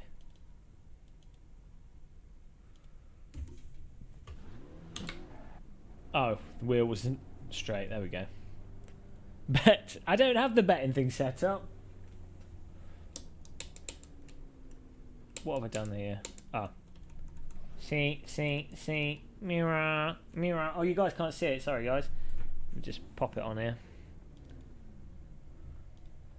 iRacing. There we go.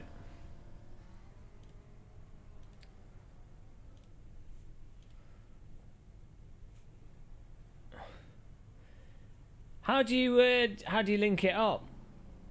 Send me a link to it and we'll set it up. Bet or crash.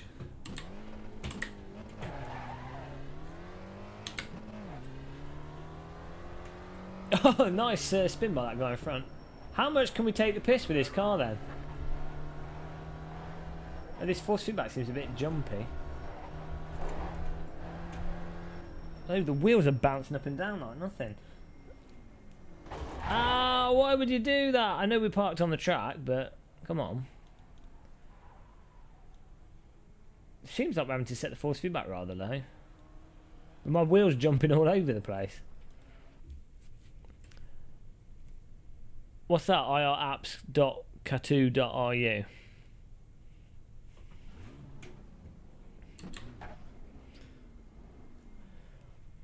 Let's have a look. Yeah, I've got all right with this Spec Racer Ford with the I used to drive with the G25 a lot because I've had an iRacing account since iRacing first opened. It's sort of like 2007, I guess, 2008. What's the bet thing called? Let's copy and paste it in. What's up, General Master? Let's go. Someone's talking to me in game, but I haven't bound a button.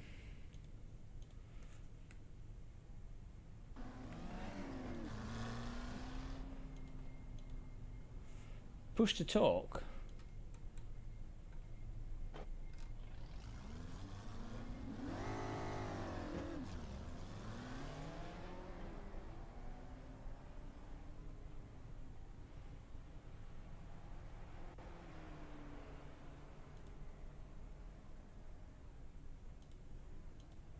Hello? Hello? Yeah, James, it's me, Ranfione. I just watched you online on YouTube. Okay. Well, I'm streaming now. Yeah, I know. I told you to come here. That's why. Okay. This trickery. Right, let's get this software in. iRapps Katu. Is this a legitimate link? Or you just sent me to a dodgy website?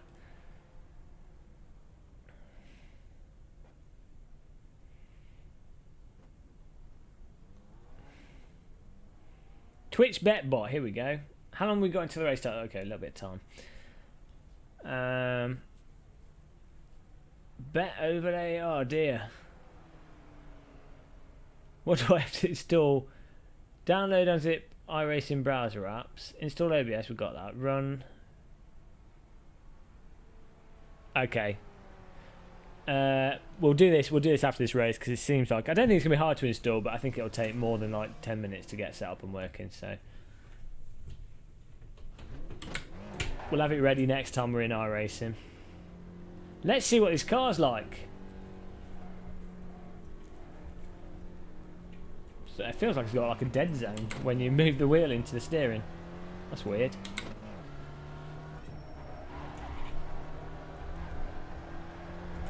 What are these bumps? Are totally throwing the force feedback all over the place. It feels broken.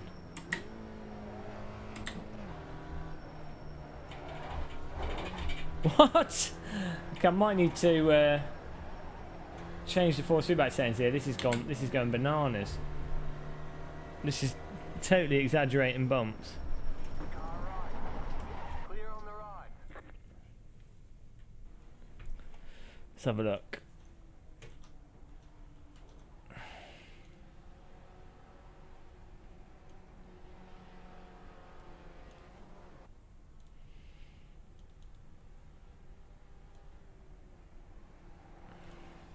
Let's just turn it down for now. It's massively bouncing over bumps.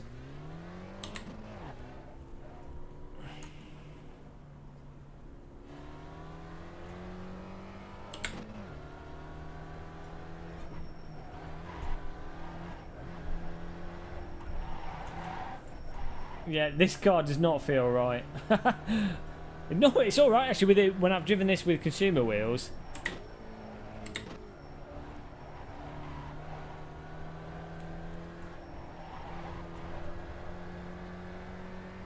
It feels as if the force feedback is just cutting out. That's what's strange when the car goes over a big bump.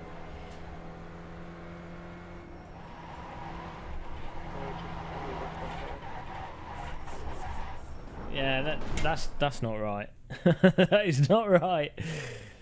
We need to get this sorted out before we do the race. Let's try it with the non-linear mode and see what that does. Try tuning down the force feedback in the muscle. It is.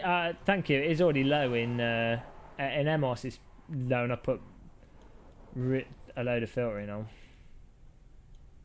Let's put even more filtering on. Let's go crazy with the filtering.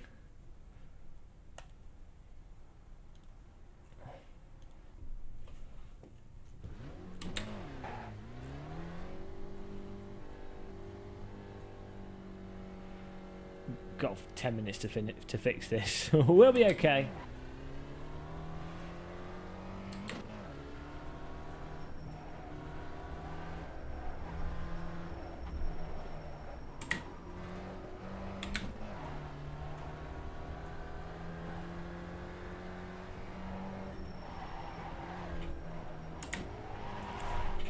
This is ridiculous.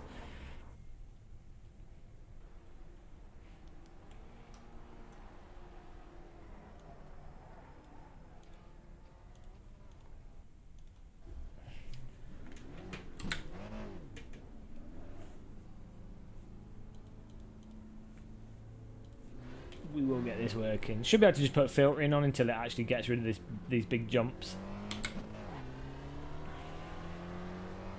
And the thing is, on the G25, this was one of the really nice cars because you could actually feel the bumps really clearly. But I guess that may be why it feels super exaggerated on this wheel, because the bumps are a little bit too clear.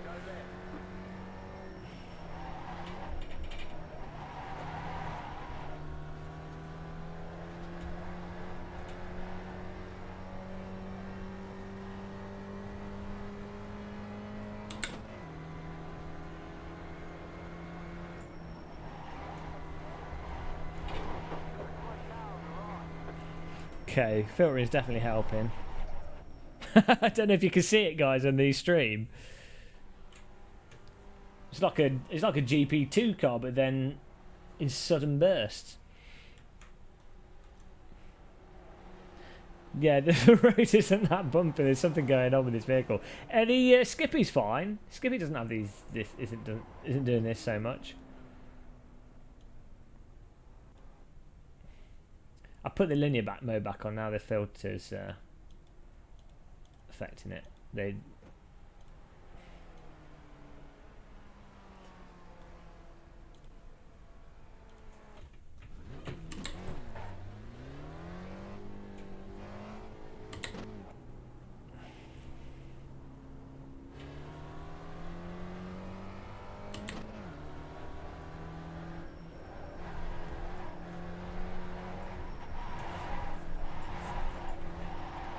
I mean, I know this car is supposed to be quite raw in real life if you watch onboard videos, but it literally feels as if I'm driving over bricks. That's a bit better with the filtering up. It's just supposed to be a kangaroo. It's as if I've got a brick or I've run over a cat and it's stuck in the wheel arch. Self-aligning's all working good though. This is almost manageable now. It's a little bit exaggerated. I'm going to put a touch more filtering on, a little bit of dampening, stuff that you'd normally avoid, and I think we're golden. And it'll be more than good enough to race. I mean, you know, it's better to have more force feedback that you can turn off than nothing.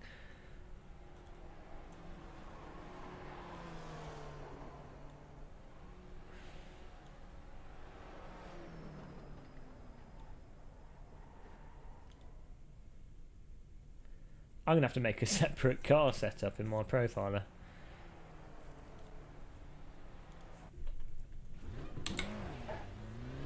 Okay, I want to get a lap in as well. Ow!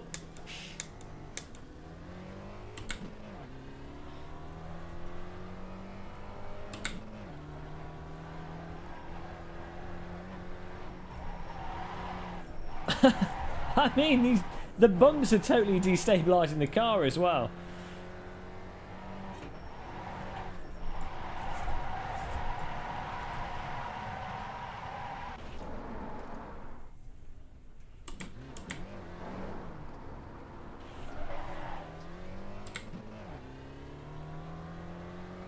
One car ahead. Go right. Maybe if I just hold onto the wheel really tight, it'll calm itself down. I mean, that's ridiculous.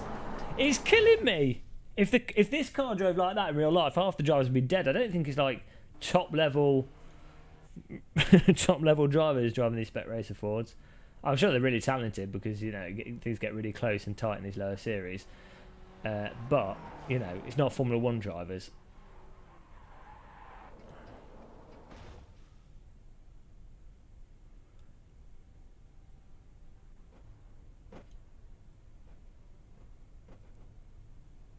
I'm not sure what to do other than turn the force feedback down in game.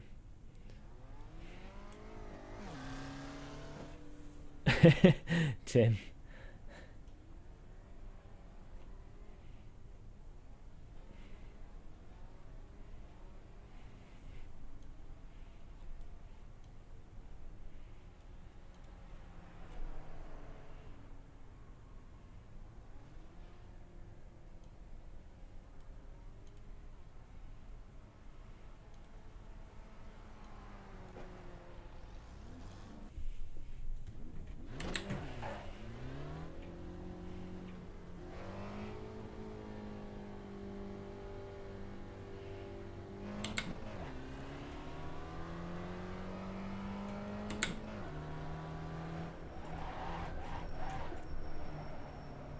I mean, I don't know.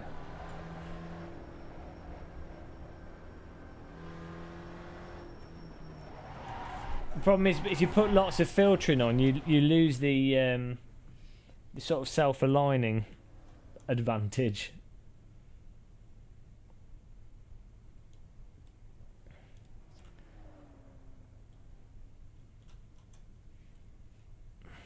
It's annoying that you can't turn this up on the fly in game.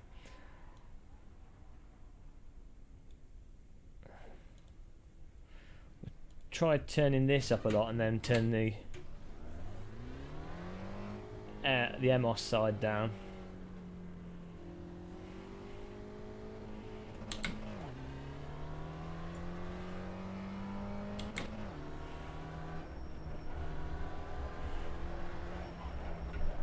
Well, strangely, having it higher in game actually reduces the issue from it. That's weird. That's utterly counterintuitive. I guess it's given a counterforce in the game to the initial force that then corrects it automatically. So, sure, it's extreme, but you know, as long as the wheel is correcting itself, it doesn't matter because it's not throwing you off the circuit.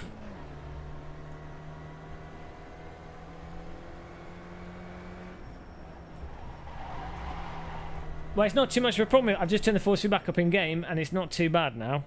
So there you go. That's a lesson learned. So just make sure it's high in the game. I guess, you know, we got the Newton meter value. We should probably just set it to the same as the wheel we're using. It might just be because it wasn't set to the same value. It might just be scaling things wonky, which then causes it to come out wrong. Who knows? I have to check with the experts.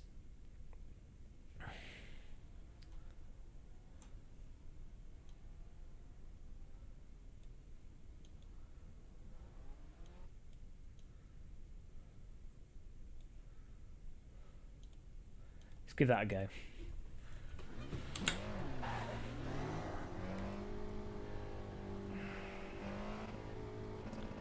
Oh, first gear only goes up to 34 miles an hour. It's handy.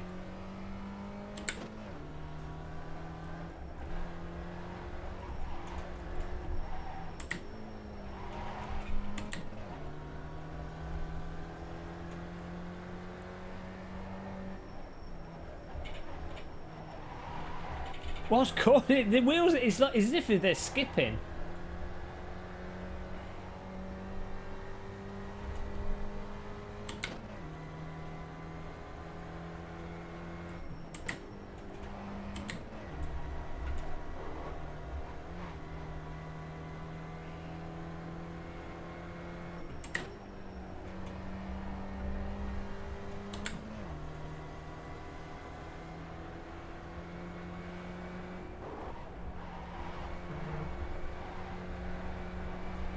Okay.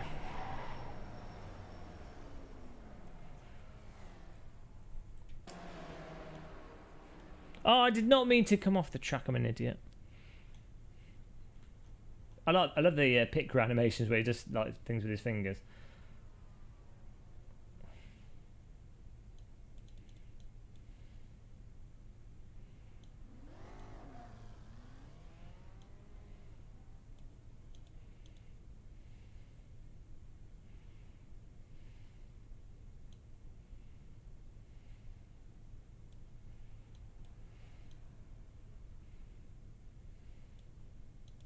Let's give that a go.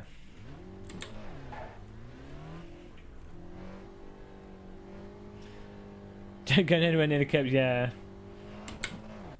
Oh. Okay, we've just got to remember we can't change it now, really. Qualifying. Here we go. This is going to be more car setup. Probably going to have to start from the back, but it's okay.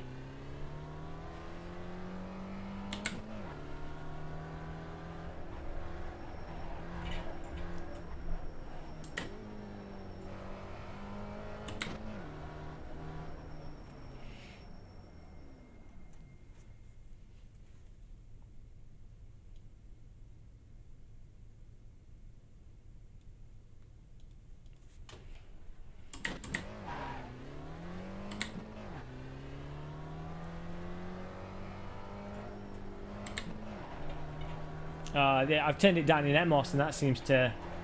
That's helped. Although we've lost the...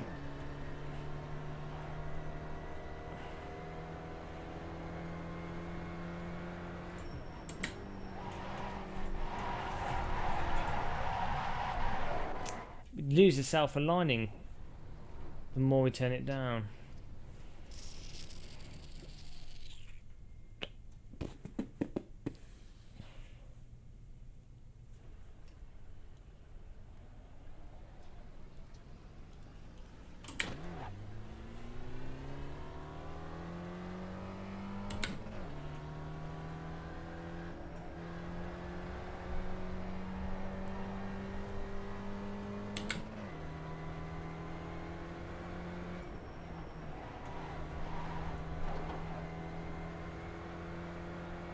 Okay, let's try and get an alright lap in. Here we go.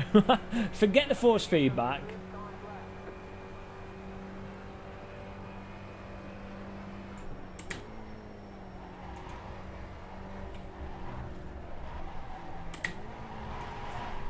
Okay, it's not downshift so aggressively.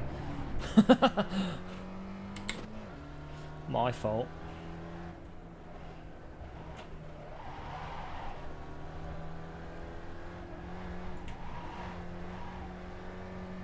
Car seems really wanting to kill me.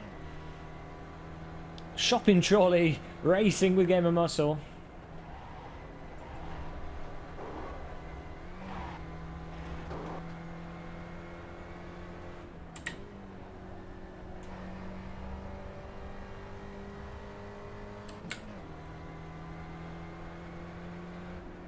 Probably flat out through it. Oh, that'll do. I think probably is flat out through there. How's everyone doing in chat? I hope you guys are still with us, still alive, still awake.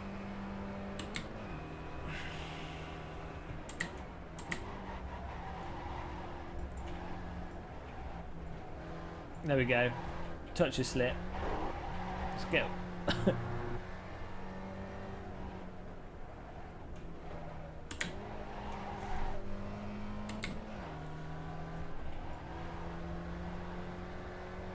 Just barely. Colonel Kokomo, well done. Tim Nibor. Well done for levelling up, see? Just needed my encouragement there.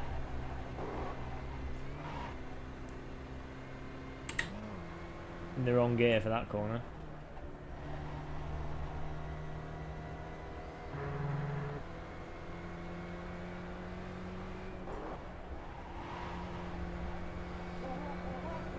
Thanks for following, PW Spencer. Welcome to Gamer Muscle Videos live streaming.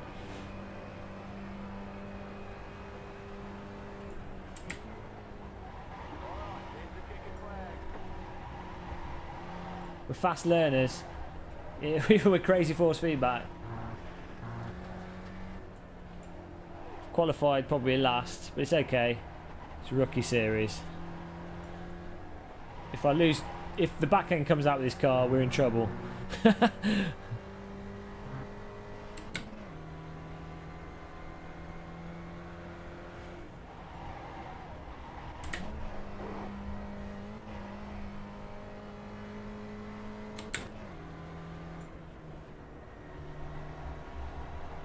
I'm going to find out if this last corner is flat out. Let's see what happens. I'm lifting. Oh, it probably is flat out if you get it just right.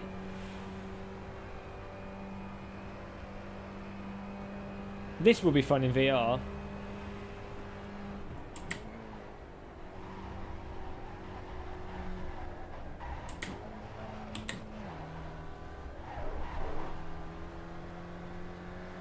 This car's going to give me broken wrists.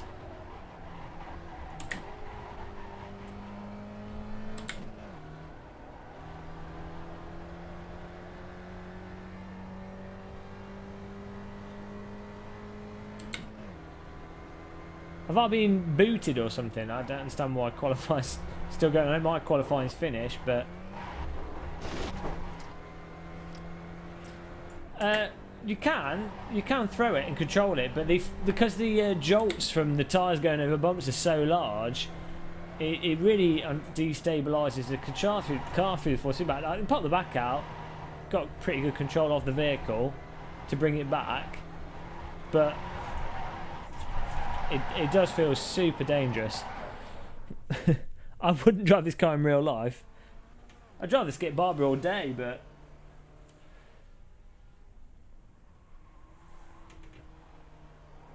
it's just the bumps. I think if there was somewhere smoothing that out a bit.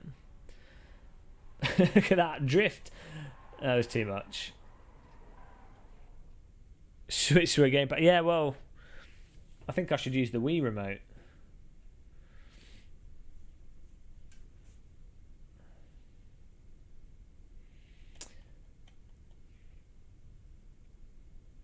I changed the app.ini based off some guy that has the same wheel, supposedly good settings. But I fiddled around with it beforehand as well, and it didn't seem to make much difference either way, other than stuff like bump lock settings and the Newton meter settings, so you know that you're matching it with your wheel. But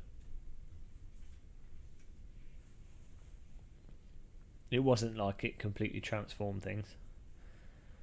Look at that grass. Whoever did the lawn mowing on that hasn't done a good job. I've got spin tires. I just don't play it much. It's not really my thing. It's more like a game to play with a mouse and keyboard. I found. I was expecting it to be sort of like a challenging game with a steering wheel, but I think it's more of a chilled out task-based game, which isn't really my thing. I like physics games like Rocket League, driving simulators, flight simulators. I like a bit of Counter-Strike Go. I used to like Battlefield, but they've got rubbish, I think. Hello, everybody. Welcome. Welcome to Lime Rock Park.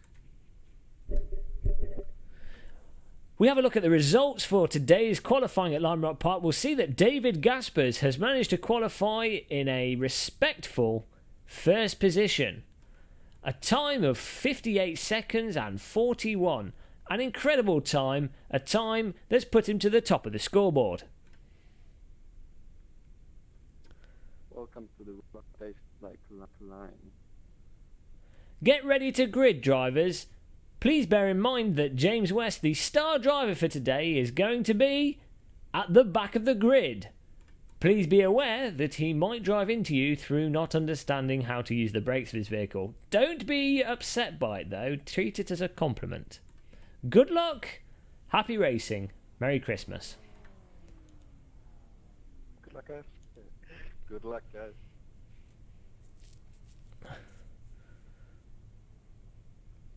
Keep it clean, you'll win like swimming.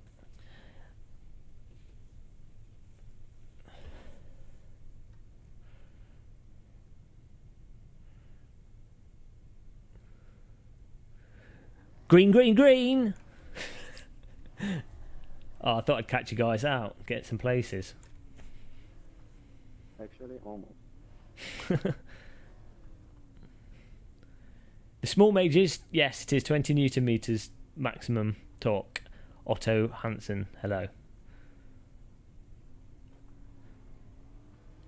Das Dog, hello, I mean. Oh, here we go, lights out, on the screen, get ready. Green, green, green, here we go. Lap 1. Crash 1. 25 laps to go. Can we hold it on the track? I doubt it. Let's get the foot on the brake.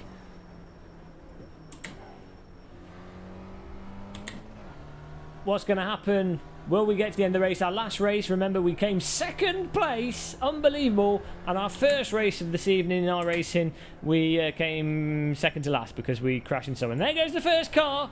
The first bathtub has left the circuit and he's gone for a little Serengeti joyride across the lawn. That would explain why it's so dirty out there. And that's one place. Congratulations. Whoa, everyone's slowing down a lot there.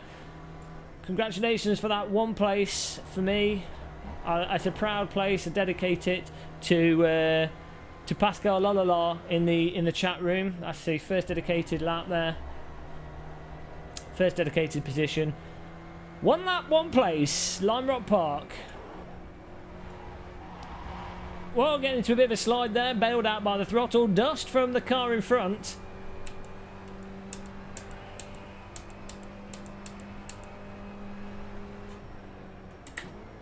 Philippe Daslog. I can't even say his name. He's got a crazy name.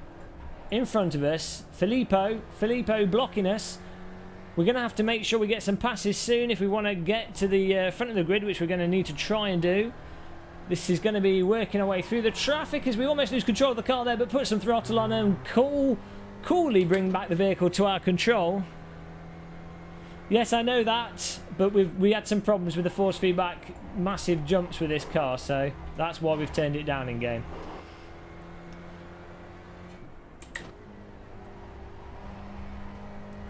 Into third gear. Oh no, look! Filippo De Soghi going a bit wide through that corner. We know this is flat out here. I don't know why I'm using the brake. Too timid. Thank you, Pascal. You should appreciate it. Don't know who the next overtake is going to be dedicated to, but we've managed to do 2 laps so far without killing ourselves.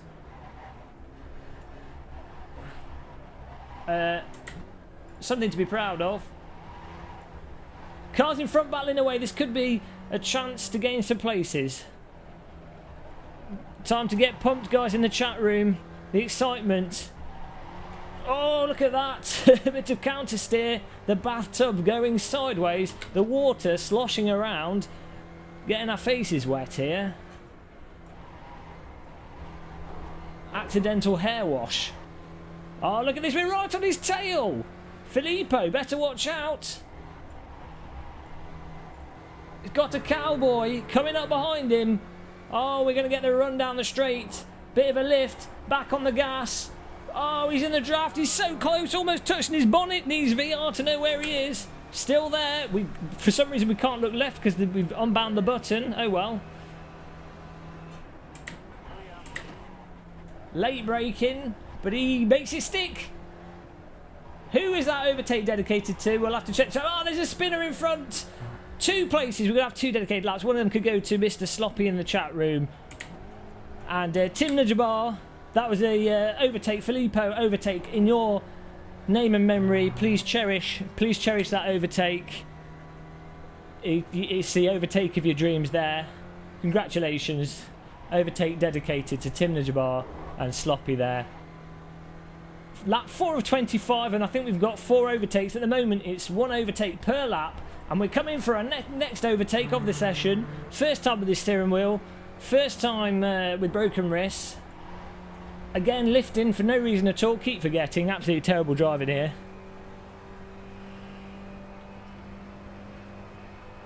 And look at this. We're right in his draft. Oh, we putting pressure on him. I think he might have... No, he looked like he outbroke himself, but he didn't. Oh, he goes wide onto the rumble strip, but manages to keep the vehicle on the track. Bit of slip through there, but it's okay.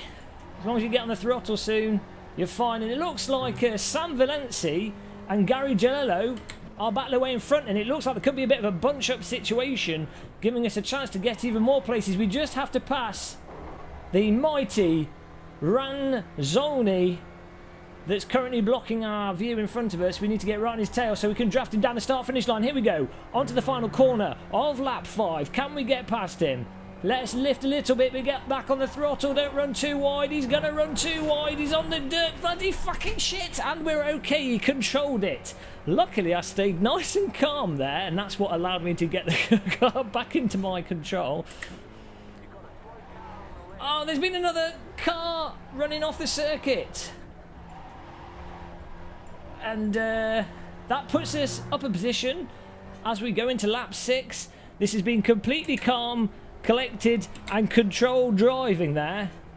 No moments of complete fluke collecting going on here. Abusive language.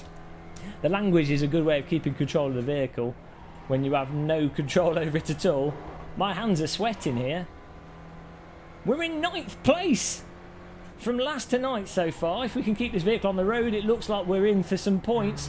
Bit wide through there. Now come on, we've got to commit to this last corner. Bit of a lift, tiny bit of a lift to start with, and I think we're good. A little bit of a lift again at the end. Not bad. Our clutch is registering though. That can't be good for our performance. We need to adjust that. Oh no! Come on! Whoa, there's a big bump there. Oh no! Unbelievable. Whoops. Steering angle a bit there. If it wasn't for that bump, we would have caught that. There we go. We're going to have to work our way back up again. I think we've just gone back 3 places or 2 places. The bump on the side of the road, our undoing. Hi, Nudil. Oh dear, how come we're not in VR? I've got a t-shirt for that question. Someone else can explain in chat. It's a question that's been asked quite a few times.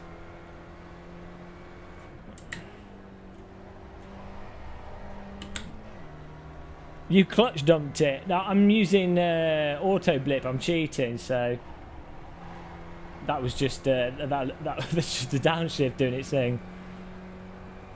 I got too much slip, and we went for a slide. 10th place. We only lost 2 places though. I think we can get them back. Come on.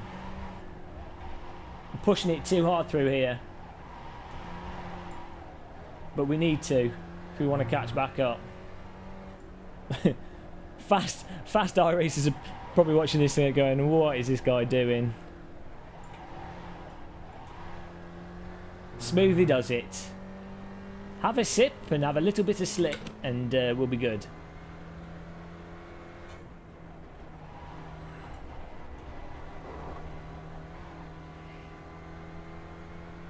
I think I've undedicated your lap there. Apologies. Apologies for those of you that had your lap undedicated.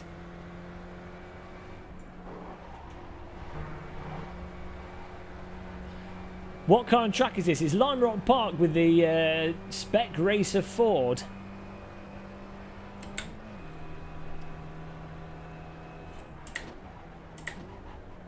Oh, yellow flag up front. It looks like someone else has made the same mistake as we have.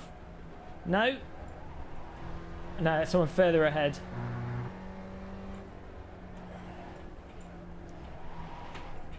Well, we're running out of track.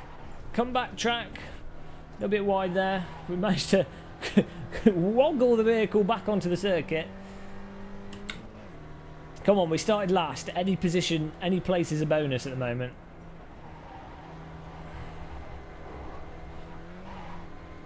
All over the place over that.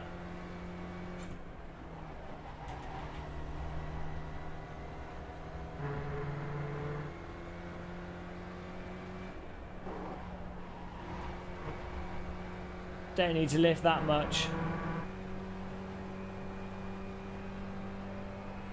Welcome anyone that's new to the stream. Thank you for coming along. There goes the back again. I think you're right, when we downshift in the blip, wheels go for a bit of a joyride.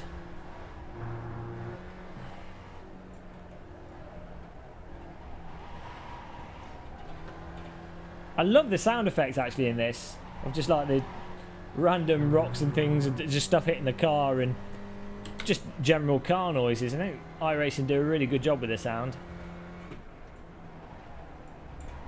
Hopefully we don't get to experience driving the car into the wall sound.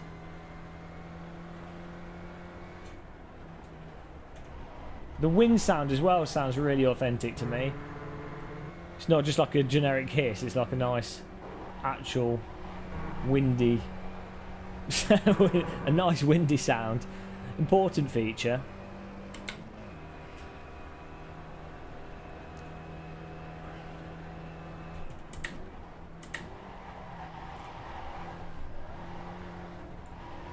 Come on, we need to get back on this guy's tail. I think we are getting closer to him slowly. Yeah, I think we're better going into that one slower and then probably carrying more speed out of it. I know I really want to, DJ Phil. It'd be really nice to have a fan. Just 2 little USB fans that are connected to the computer. I know you can do it. We need that and sim vibe.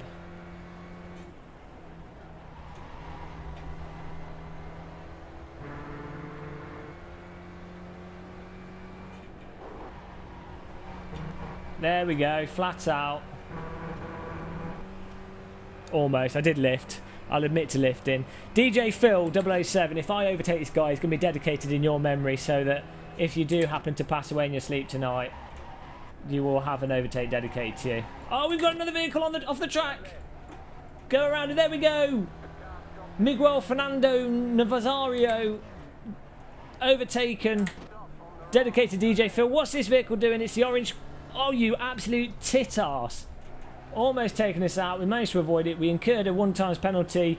Ronzoni tried to murder us there. That was some dedicated overtake there for... Who we got to dedicate that to? We got DJ 007. Josh the Boss. You can have the Ronzoni near-miss overtake dedication. There you go. Happy birthday. Early gift. We lost quite a lot of time because of that.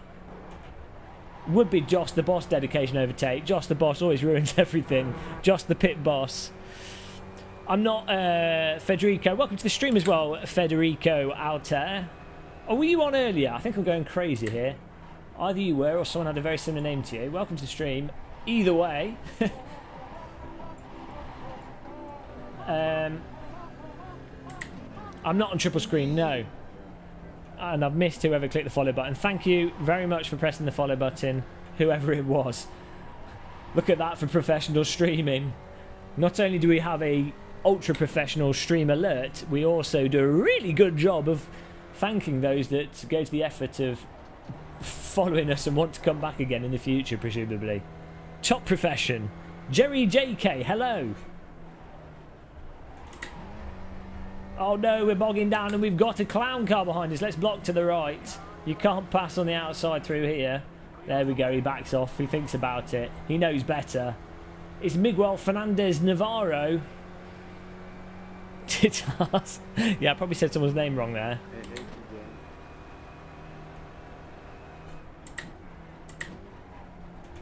I think this is a guy that was watching our stream actually. So he's probably being extra nice to us. Whoa, there we go, a bit of counter steer through there. We're bouncing along. I feel like a boulder going down a mountain face. This isn't race driving, this is boulder control. Bathtub boulder control. Oh, bloody hell. Almost into the tire wall there. Watch out for Spanish people. Oh, let's block on the inside again. No way through. Once you pass, the only way you're going to pass me is if I crash. I'm sorry. That's how it works. Even if I go excruciatingly slow through some of these corners. He should be able to draft us down the straight if he gets it right.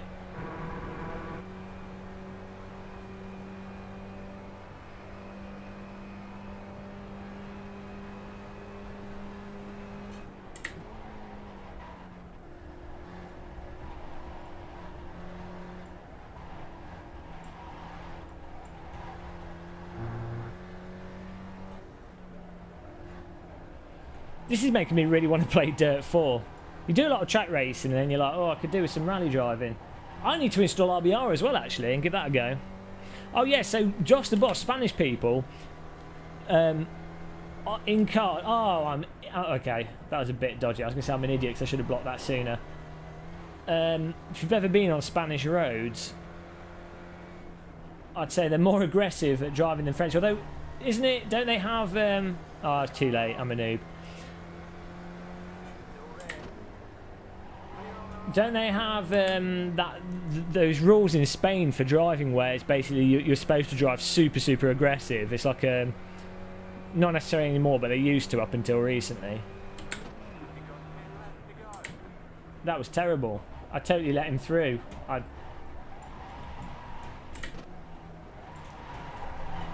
All Josh the Boss's fault. I'm going to Twitch and YouTube, yeah. That was not a good time to read the chat room.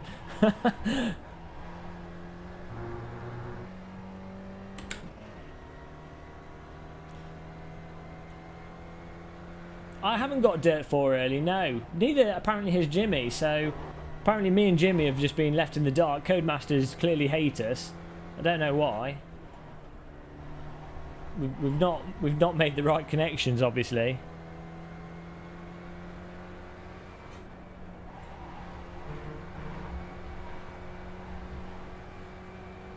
Okay, I'll crash it. Too much pressure being in your live stream. Oh, you were in the race, but you've stopped. Ah, there's no pressure. This isn't the World Cup final. This is balding British guy wrestling a direct drive wheel and making a fool of himself streaming.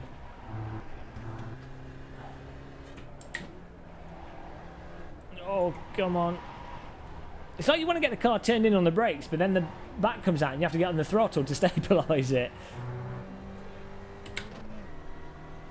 We're bringing up the rear here, but it's okay. I'll be proud to get this car home with all four wheels on it. Oh no, I'm gonna get banned from the race if I'm not careful.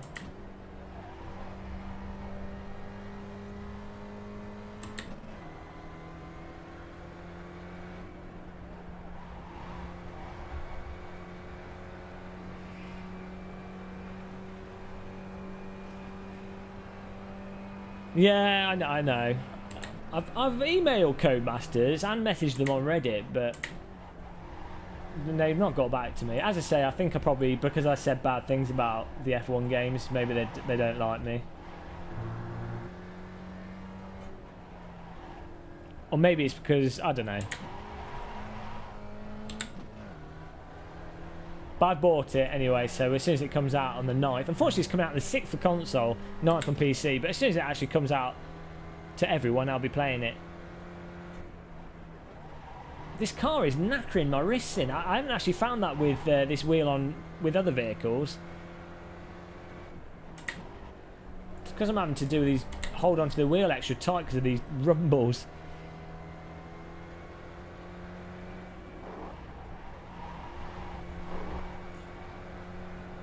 What's your best lap? I don't know. It's 59,100, but I am driving atrociously.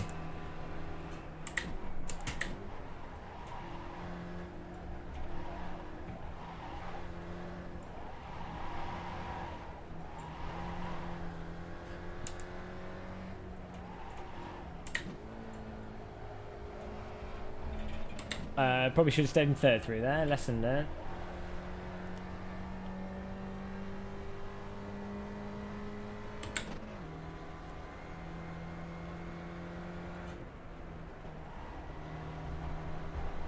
I'm braking for corners that I don't need to brake for. I just need to line them up properly. I think this corner I don't even need to brake for that much.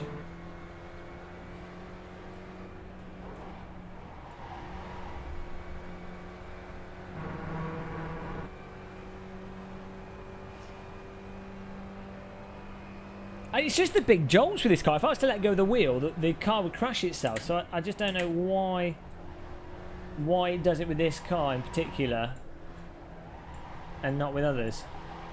But I guess it produces its own interesting challenge.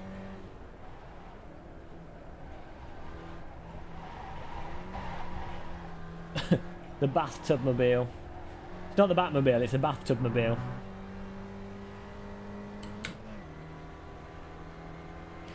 Dirt 4 supposedly it's supposed to have better physics than Dirt Rally. There's no reason why they'd make it arcade. They've got the two different modes in there. So it's got an arcade mode, if you will, a game mode, and then it's got a supposedly improved simulation mode. So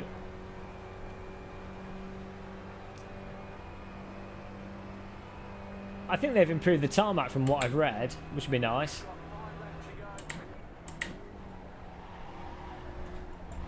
Okay, we were way faster that lap through the second last corner, so we can gain a ton of time if I actually kept doing that, but we're coming to the end of the race now. Okay. Oh, this car just gets into these oscillations when you lose it. That was a good catch. Again, 50% force feedback, 50% luck. 50% force feedback, 40% luck, 10% get my muscle skill. I like to think so.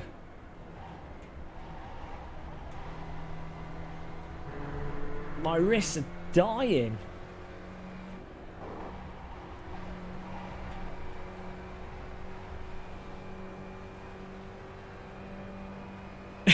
Almost jumped the start when you say it's a good technique when you're terrible. You've got to try and, you know, think like Michael Schumacher and gain as much of an advantage as possible. Psychological driving, I like to call it. It's a large part of being a pro driver. You know, it's all about getting an edge. And do you know what? It's tips, as I always say, it's those kind of advanced driving techniques that you'll only get from me, and why I think people come to the channel and watch the streams, because you won't get that advice from anyone else. They won't give away the black book, the top secret next level alien simulator tips.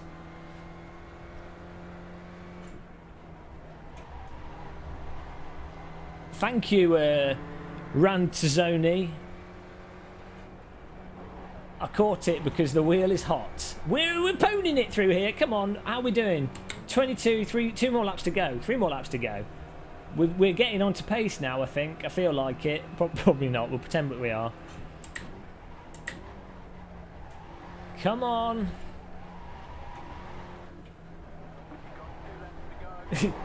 What? That bump is not good. This feels like bobsled racing, actually, with how sharp the bumps are. Oh yes, we're getting on this guy. Neil Stevens, watch out. We're coming up to your rear.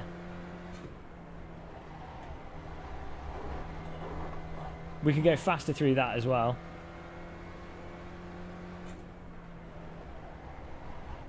Oh dear. No, we're okay.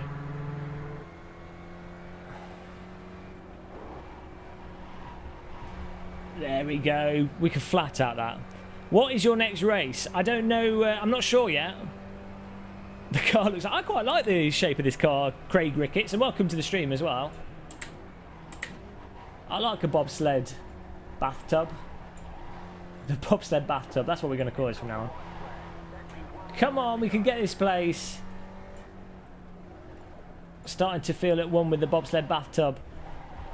Watch out for the curbing. Come on. I quite like the lift-off oversteer of this car. Get on his tail and pass him on the last corner. There we go. We know we can't brake. This is it. It's dive bomb. Last corner dive bomb. There's going to be no more track. Oh, no. Yes, come on. Oh, no. We've left it too late. Oh, we left it too late. We tried.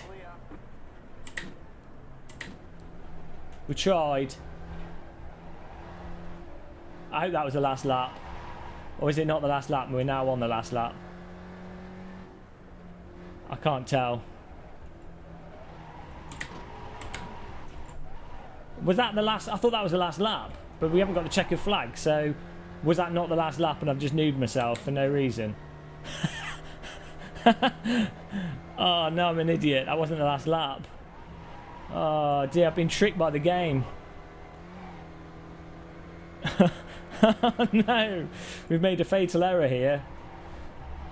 Oh well, we'll get a second attempt. Oh no, we won't. There's the wall. Unbelievable, threw it away because I thought the race had finished. Professional. And again, you know, I didn't want this guy to feel too intimidated, so I gave him the victory there. You know, it's easy to, when you're streaming, you know, you've got such a high profile such as myself, you know, I'm so well known internationally as such a high quality sim racer. It's important that I don't intimidate other fellow sim racers into submission, because you know, if I'd have overtaken that guy, let's face it, he would have thrown his computer out the window. He would have probably committed suicide from just being intimidated by such a pro sim racer as myself. So you know, quite frankly, it was a really honourable thing that I did there. Really, really honourable. He should actually donate to the channel after that. You know. What a guy. Game of muscle. What a guy. What a legend. What, you know, the sim racer of dreams. How many points did I get? I think I've lost my driving licence. That was such a mess of a race. I was getting into it though. I was starting to understand the car. I was getting one with the bobsled bathtub.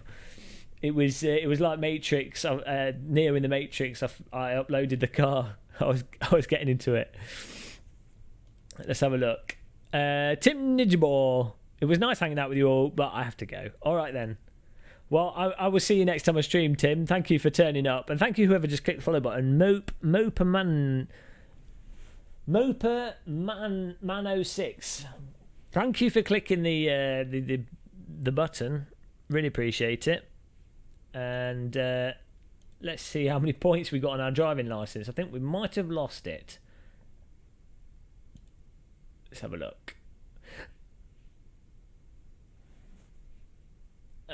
Alright, cheers, Mopar Man 06. Don't tell me you were born in 06. I feel like a OAP now. Nuno Pin Hero. Easy with my name this time, mate. Where do you see your race results now? Because it doesn't pop up automatically, which is weird. Find official results. Find official. Where's my results? Account. My races, my cars, my track. Results and stats. My series results. I think it's that one. We're preparing this page just for you. Ready to search. My results. Search. Spec Racer 4. Here it is. Let's have a little look. We start. Where do we start? You guys can't see this, unfortunately. You know, well, fortunately, because it wasn't the best of race results. View lap graph. Where did we start? I think we started last. Yeah, we started last and we finished in 9th. So where was it? From 12th to 9th. So it's not terrible. It's not terrible. We points. Where's our safety rating?